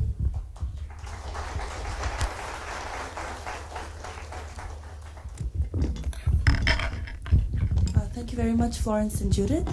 We have the very last session for today, which is human-wildlife conflicts. And let me introduce the speakers. Ladies first, as always. We have Ms. Lily Wongchuk, who is the founding member of Bhutan Cancer Society and the author of the award-winning book, Facts About Bhutan. Sonam Wongchuk, co-author of the Guide to the Mammals of Bhutan, Tigers in the Himalayas, Opinions to BBC's Lost Land of the Tiger, and is currently serving as the Chief of Wildlife Conservation. And of course, someone who needs no introduction, Limpo Paldro Dorji. And I think when I say this name, a lot of people feel a little confused because we know him as Dasho Benji. That's his more popular name. And if you haven't met him, you really haven't met a real storyteller of Bhutan. That's for sure. So may I please ask all our speakers to come up on stage, and I'm going to hand over the mic to Dasho Benji.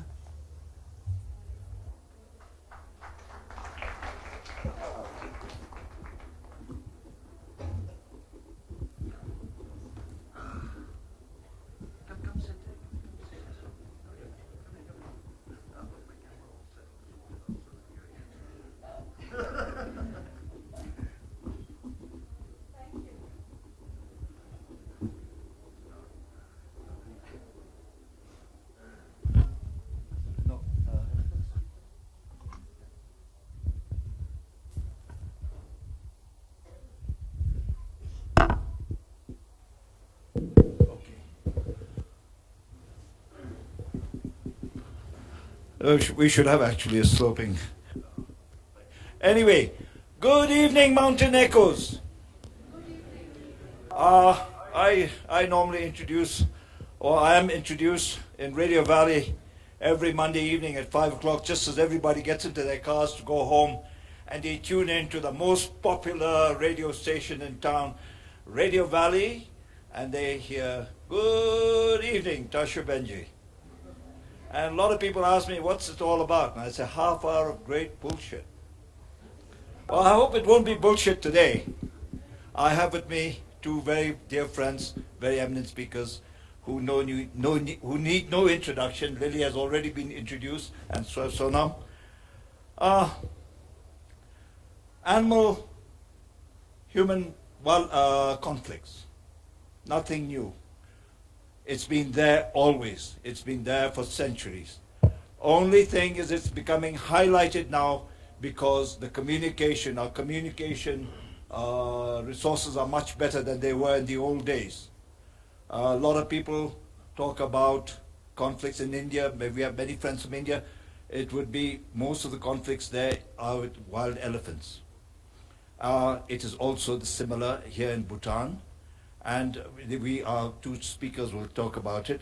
But Lily Wangchuk, launching into a political career, from a very successful diplomat. She was a diplomat in New Delhi, and more popular than everybody else in the Bhutan mission.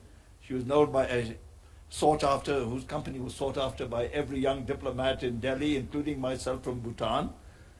So if anything happened between her and me, then I'm the dinosaur. So, and my friend Sonam Wangchuk, who will, of course, shed light on us as to how the government or what steps they're taking to ease this issue between the conflicts. So Lily, in your course of going around the country as the president of the Drukpa Kunley party, congratulations on being the first woman head of a president of a political party in Bhutan. And in that process, you went around Bhutan talking to the grassroots people, the villagers, and many of them came and talked to you about the problems that they were facing. And one of the things that they highlighted was the conflict that they have with wildlife.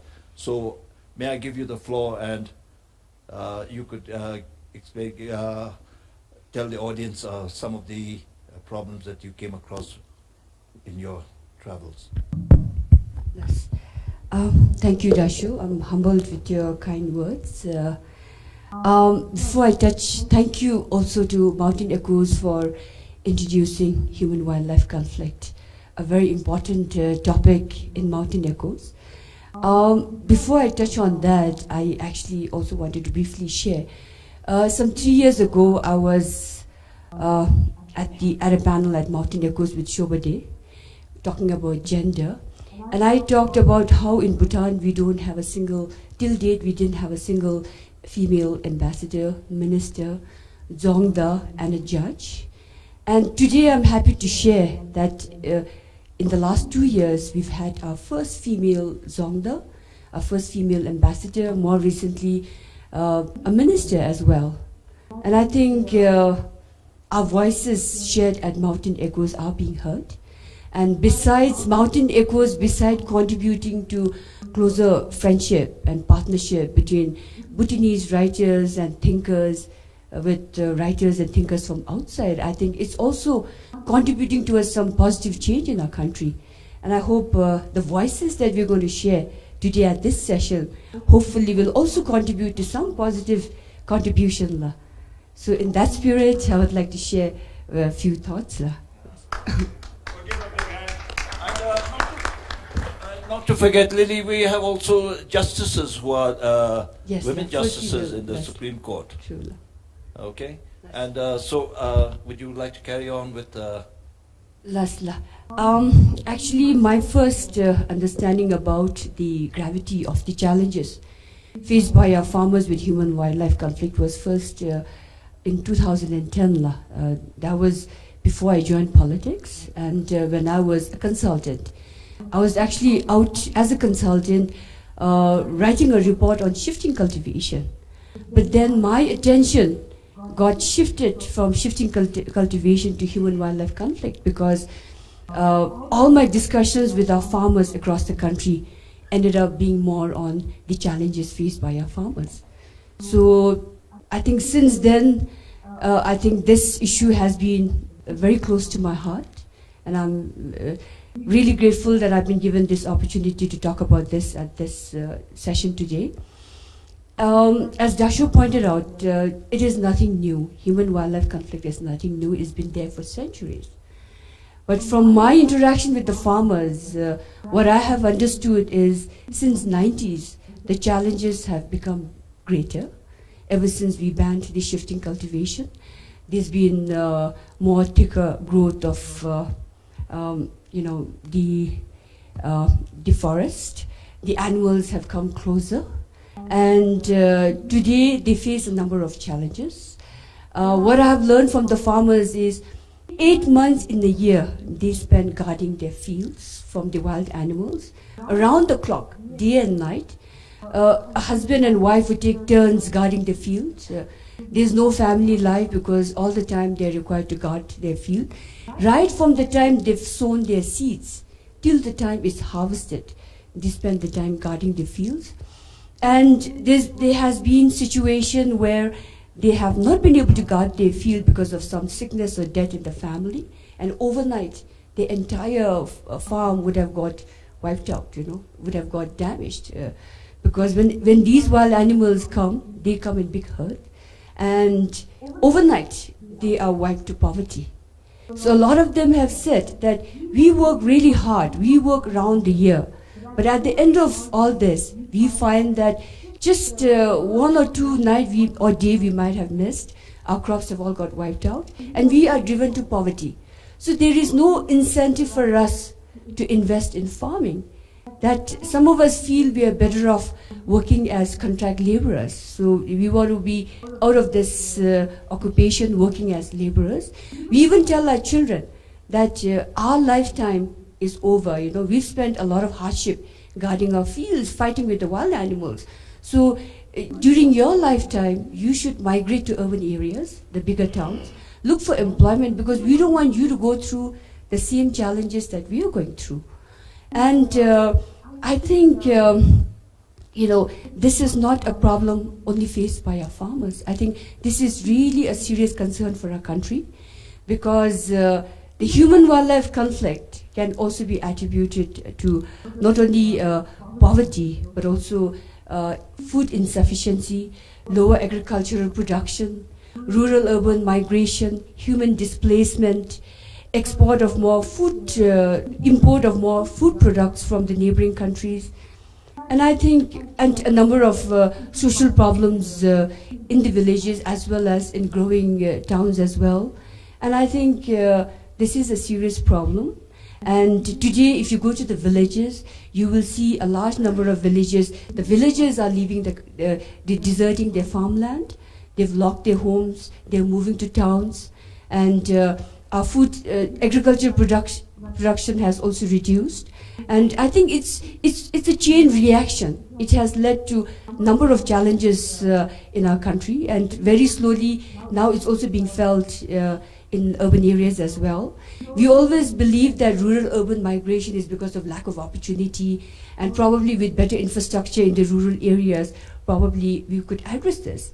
But farmers have told me that rural-urban migration has a very strong correlation with human-wildlife conflict. They are fed up of having to live with this sort of challenges all their life, and that they don't want their younger generation going through the same challenges. On the other hand, I think this has been an issue that has been discussed in the parliament. Our government has also come with a national strategy in 2007 to address this. We have come up with electric fencing, sensors. I think we've come up with a number of measures to address this. But from what I've learned, these interventions have not worked really well, especially in the south where farmers have to deal with herds of elephants. I believe the electric fence, the elephants have become so intelligent that I believe first they knock down a tree over the fence and then they step over. There have also been a lot of cases where people have got killed. And in Samnuzonka, I was surprised that when I visited there just a week ago, I believe elephants have also come into the town area and knocked off some cars and some scooters. And I think this was really a serious concern I felt. Also, I believe electric sensors, especially in the east, has not worked very well because the land is rugged, and because of the slope, I believe it has not worked very well.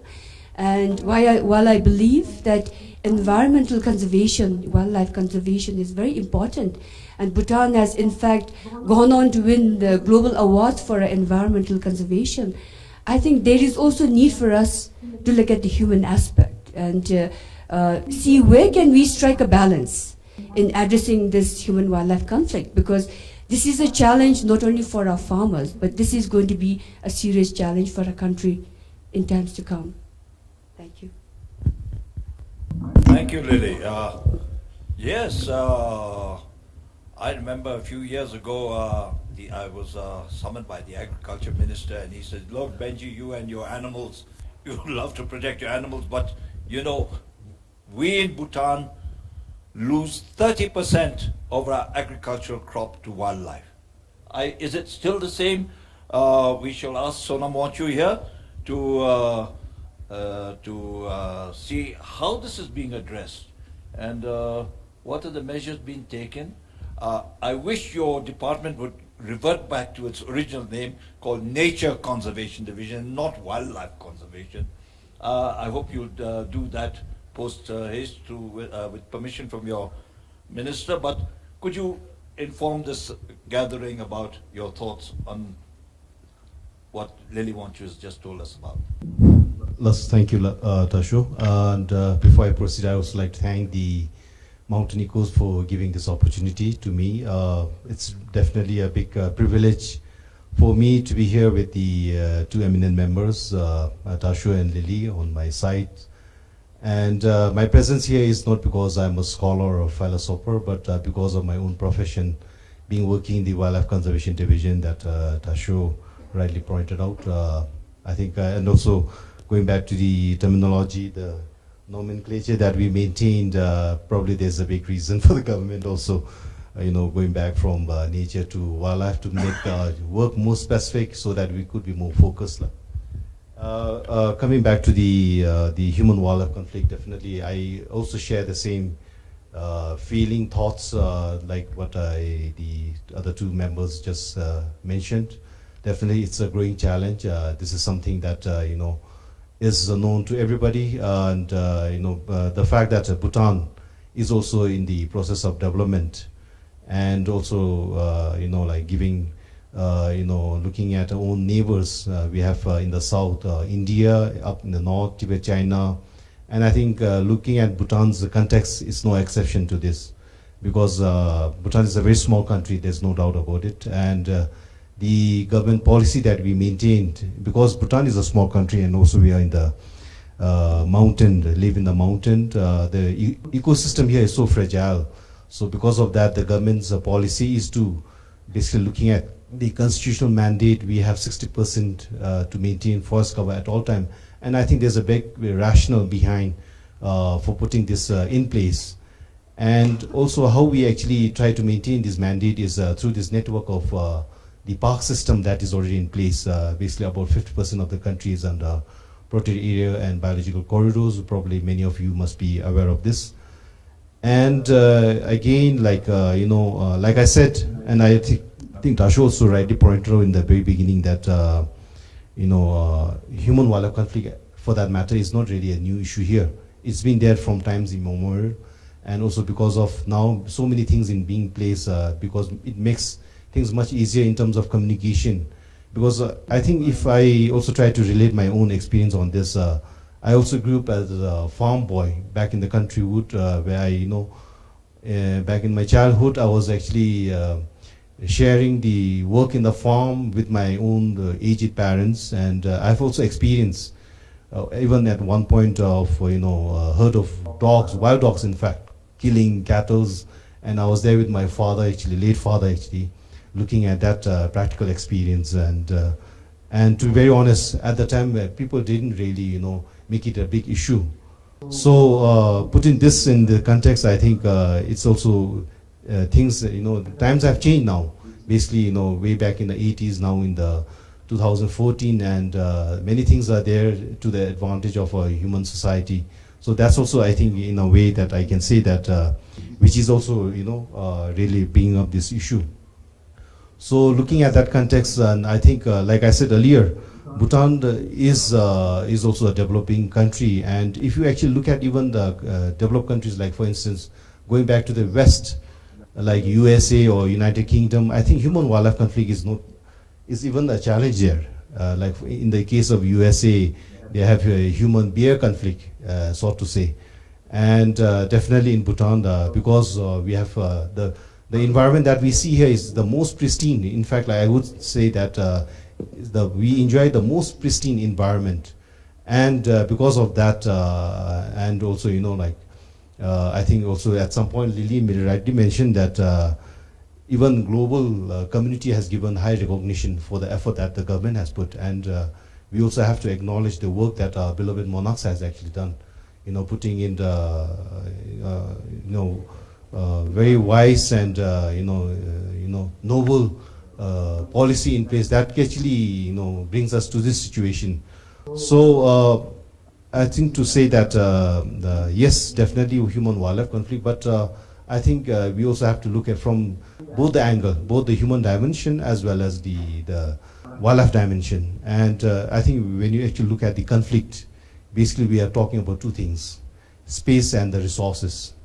And Bhutan, because of our own economical situation, our people in the countryside, we live on the subsistence farming, and many people also live in the rural area. I think if you actually look at the statistics, about close to like 70%, 80% still live in the rural farming system, where most of the we also had to depend on the natural resources for subsistence livelihood. So to say from that angle, I think so there's also area where actually we have this kind of in terms of looking at the resource availability. We have both sides of our society, both the human society as well as the wildlife, like looking at the same resources. So that trend is, I think, also looking at our own context here, I think it's not really nothing new. This is something that's happening everywhere in our neighboring countries like India, Nepal, if you look for that instance. So again, what I also like to add here is that Tashi also, again, I think at some point he mentioned that especially if you look at the human-wildlife conflict, it's not just one conflict we encounter, and especially looking at the country-wise, if you look at the different parts of the country, we face different issues. Definitely that is there. Like for instance, like Tashi mentioned, again, in the south, we definitely have human-elephant conflict. And then in different parts of the country, like in central region, it's more carnivore-human conflict than ungulate-human. So these are, very common throughout. And so for that matter, what also the government is doing is we also have put in a lot of measures. And when I talk about measures, these are also something that has not been driven from, more from the government's perspective. Rather, this has been taken in a very consultative manner, going through series of consultations with the farmers, looking at some innovation that is already being practiced by these people. And we have also tried to evaluate on things that have worked, which has not worked. And so, for things that have really worked, so that we have actually upscaled. And I think, again, Lily also mentioned that, especially like looking at the measures that we have in the south, like the solar power fencing that we have adopted for the elephants. Definitely, yes, I agree with her. Elephant, if you actually talk, and even for that matter, other wild animals, they are very intelligent. And especially like if you're looking at solutions to, the conflict, I think, I don't know how many of you will agree with me here, but I don't think that there's really a complete 100% solution that you can actually look at. And if you really want a complete solution to the ongoing problem, then you have a choice. Either you want the wildlife in the ecosystem, which means, a thing that is there for you to actually appreciate the value of existence that is there. But on the other hand, if you don't really want to deviate from this conflict, then the other solution is you totally eradicate the species that is causing the problem. And I don't think any of us want this kind of situation, because for many reasons, now that, many of the species are highly endangered, and especially in the context of Bhutan, despite being a very small country, because we have a pristine environment, all the species that we have here are either rare or endangered. And because of that, I think the government has taken a very noble approach, looking at in terms of the environmental stewardship that we have, the step that we had taken. And also we must also keep in mind that the government has also devised laws, and laws are there not only to protect the wild animals. It has also taken into consideration the needs of a human being, so that, and probably like again, many of you may be aware that Bhutan being a Buddhist country, and the talk is that the nature and the mankind have always lived in harmony, and this is the way it has come from the past to the present, and this is also what we like to see happening in the future. So for that reason, the Bhutan is, especially our government and through our department, we are looking at this innovation that can actually help to minimize the conflict, but not really, if you are thinking that as a government agency, we can look at ways we can actually, minimize or rather have a total eradication of the problem, then I think we have a very different opinion on that. So for now, maybe I'll stop here and then. Okay. Thank you very much, Sonam. That was exactly what I had in mind as well. Lily, man is always a superior creature and will always want to win his battle over wildlife and over animals. But we have to look at the middle path. We in Bhutan, something I believed in, and I don't know whether this is only food for thought for you. I believe that the biodiversity in Bhutan is going to be far more important to us in the future than all the hydroelectric projects that we will build. And to have this biodiversity, there's no point just keeping all these beautiful forests if they're going to be empty. We have to have them because the forests coexist with the wildlife. They are linked to each other. They survive with each other. And so I think it's very important that we have and protect our wildlife. And somewhere or the other, we will have to find the government to take wise decisions, how to interact with the farmers, how to help them. I know financial resources, heavy financial resources will be required to do this, but we will have to take decisions on this. Last year I was at the Royal Thimphu College, and I was telling the students there that I once went into the jungle and I came across a meeting. All the animals had decided to hold their annual National Assembly. And the main theme of this assembly was, man is stealing their food. What are we going to do about it? And the hornbill and the deer and the wild boar said, there was this beautiful wild avocado trees. There was a whole lot of them.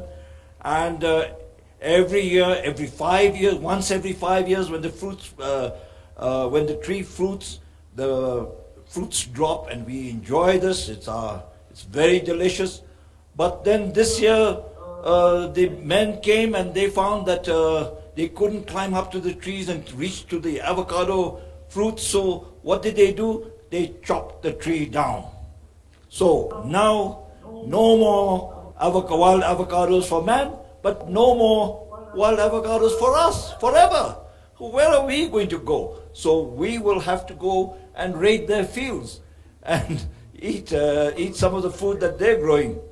So similarly, the same scenario arises with other forest products which man has found very delicious and goes into the forest.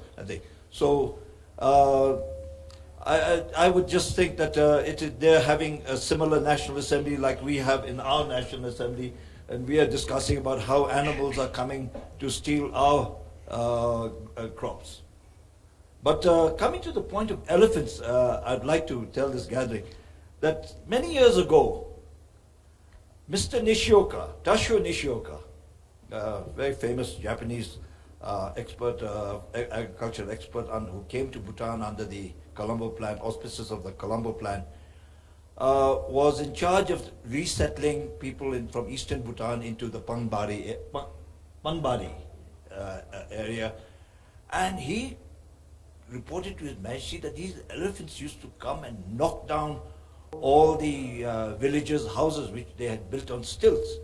And why they were doing this was they were all alcoholics. They were all sniffing the booze that these villagers had brewed. So they'd come into the trunk and then looking for the booze, and then they'd drink all the booze and then get drunk. And once they were drunk, they would go on a rampage. And now this is the same thing. What's happening in other areas in southern Bhutan?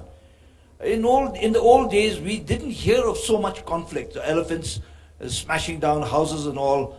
But we've resettled quite a lot of Bhutanese down in southern Bhutan, and they all brew.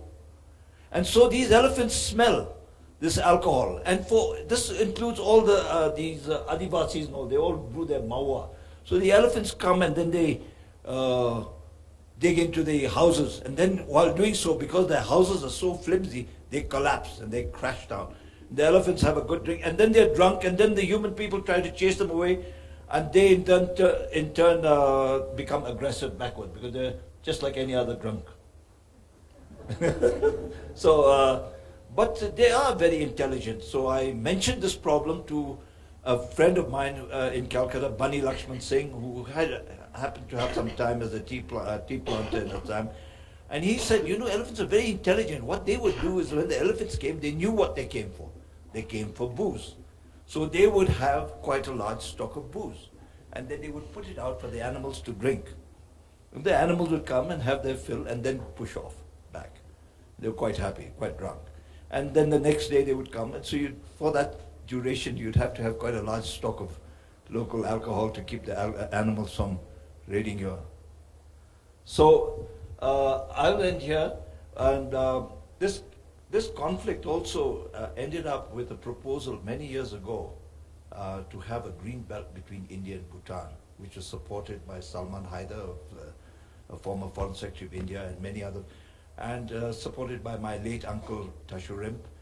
And I made this proposal up to the government, and unfortunately this beautiful plan got smashed because we had some problem with the Nepalese issues in southern Bhutan, and they put it up to our donors that this was a brilliant plan of the King of Bhutan to kick out Nepalese from southern Bhutan, which was never the intention. It was always to resolve the wildlife conflict. But nevertheless, I'll stop here and now open the floor for questions. I hope people will have questions on this issue. And my panel. Oh, Lily would like to add a few words. Please do, Lily. You have the floor. We have 10 minutes. Plus to my two co-panelists here who are both strong supporters of environmental conservation. I just wanted to share that I am not opposed to the idea of environmental conservation, preservation of our wildlife. I think that's very important, and it's also a national commitment that we have. But I think it's really important, and I think time for us to look at this challenge created by human-wildlife conflict with a greater seriousness, because it is a global challenge. It's been there time immemorial, but as I mentioned, this is largely leading to human displacement, rural-urban migration, affecting our agricultural production, so on and so forth. And I think over last 3 decades, is not that there has not been consultation with the farmer. There has been consultation, there has been certain strategies, but their grievances are still not addressed. And I think it's become urgent, rather pressing urgent right now to be looking at these more seriously. What I have learned, a comment that really left me affected from the farmers was that, in pursuit of GNH, we've got roads, electricity, health infrastructure, education. But at the end of the day, if we go hungry, because our crops have been damaged or affected by wildlife, where is happiness for us? And as a GNH country, I think it's important for us to create this enabling environment also for a rural community to pursue happiness. If you are spending 8 months in the year guarding your field, day and night, and at night is not just standing out there banging tins and making all kinds of noises, staying up whole night, and there is no time for family. We value family, community vitality as one of our tradition, but when there's no time for family, there's no quality of life, how do we create an enabling environment for our farmers to pursue happiness? So I think as a GNH country, I think there is need for us to be also looking at, yes, it does not mean that it should be at the cost of our wildlife. But I think we seriously need to be looking at strategies. How do we address this urgently, and how can we stop our farmers from leaving their farms? In the earlier system, as Dashu and Sonam pointed out, because of this shifting cultivation, I believe men and wildlife coexisted in harmony, because at different times of the year, the farmers and the wild animals would feed on the forest products. But now, with the ban of shifting cultivation, the land sizes, the land holdings have become smaller, and a lot of farms have got displaced, animals have come closer, and I think the challenge has become even greater, that it's become difficult for human beings and animals to coexist together in harmony. Thank you, Lily. We'll respect that.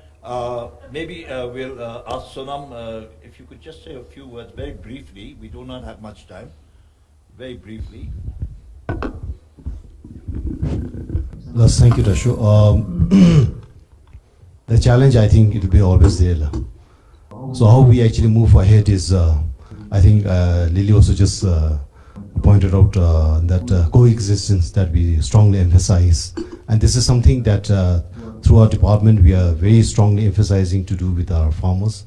And even recently I was in southern Bhutan in a couple of villages where we had several rounds of consultation with the farmers and trying to educate them about the animal behavior, especially in an area where there's a lot of human elephant.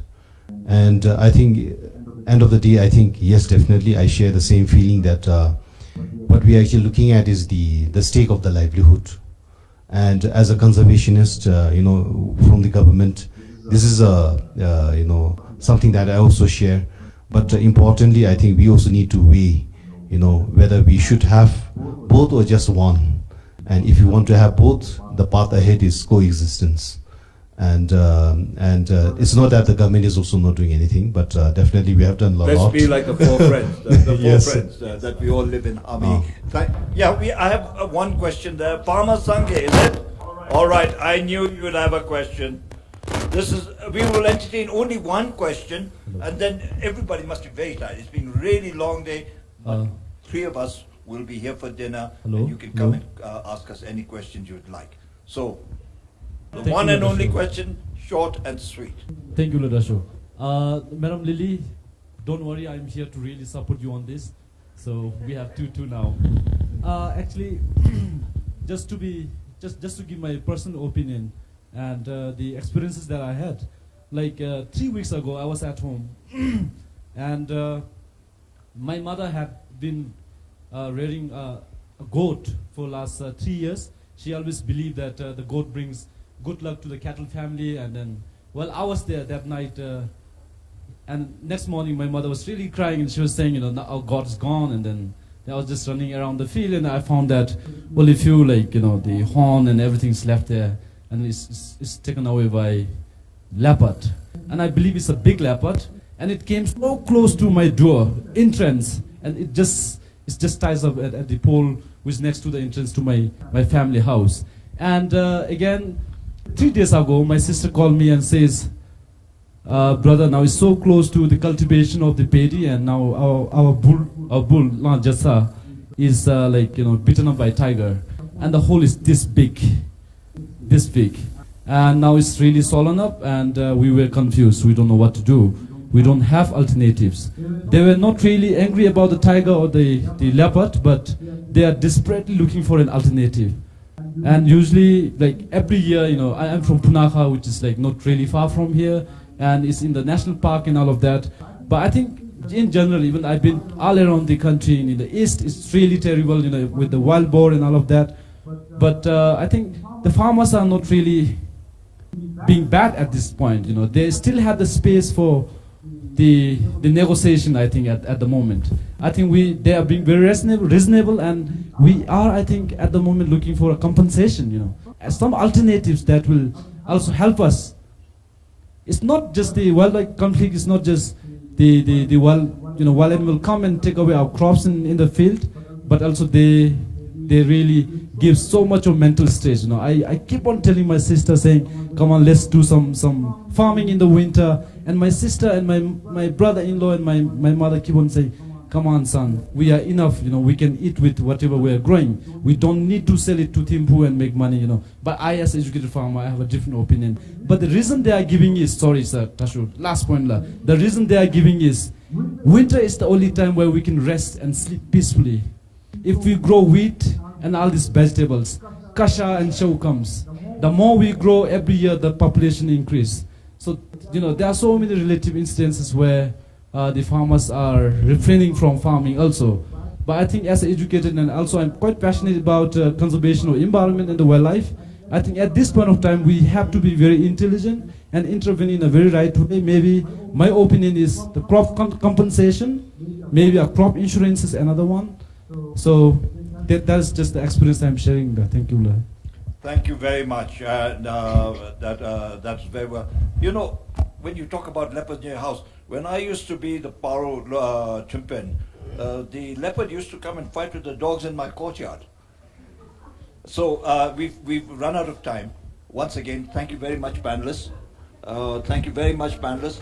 Those people who would like to ask questions, we will be outside ready to answer any questions that you might have.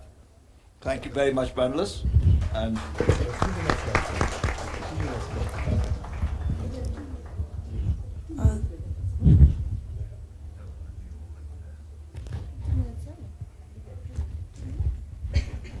one more question then. Oh. All right. Before we end, just Solomon, would just like to explain the community-based insurance. Yes, thank you. I know, I actually just wound it up, but because there's some time, I just wanted to respond to the gentleman from down the. Actually, I also come from Punakha, the same Zongkak. And with regards to the insurance, actually, this is something that we have also put in place, community-based. And also, just for the information of the house, this scheme actually works on and endowment, the seed money that we have actually raised, not through donor funding. This has been raised on voluntary basis from all the civil servants. They have actually contributed in cash, and this is now invested with the financial institution, and the interest that we actually get from this, we give as a seed money to this hotspot area where there's a lot of conflict, and the scheme actually ensures for both livestock depredation by predators like tiger, leopard, bear, and so on, and also for the crops. And in some of the places we have already piloted, and the objective of the government is, if this goes very smoothly and nicely, picks up very receptive by the farmer, then we would actually like to upscale this to all the 205 GOs in the country. Thank you.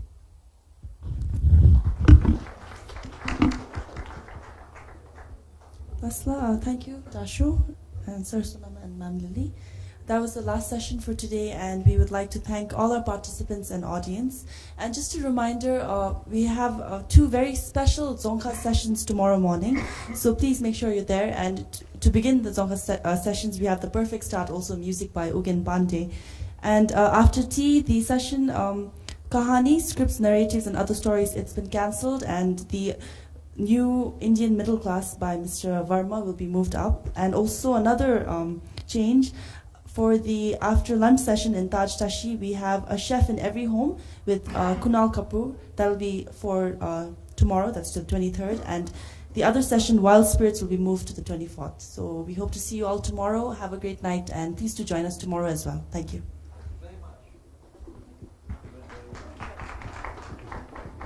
I don't want to shake your hand. I want to kiss you. I want to be the dinosaur.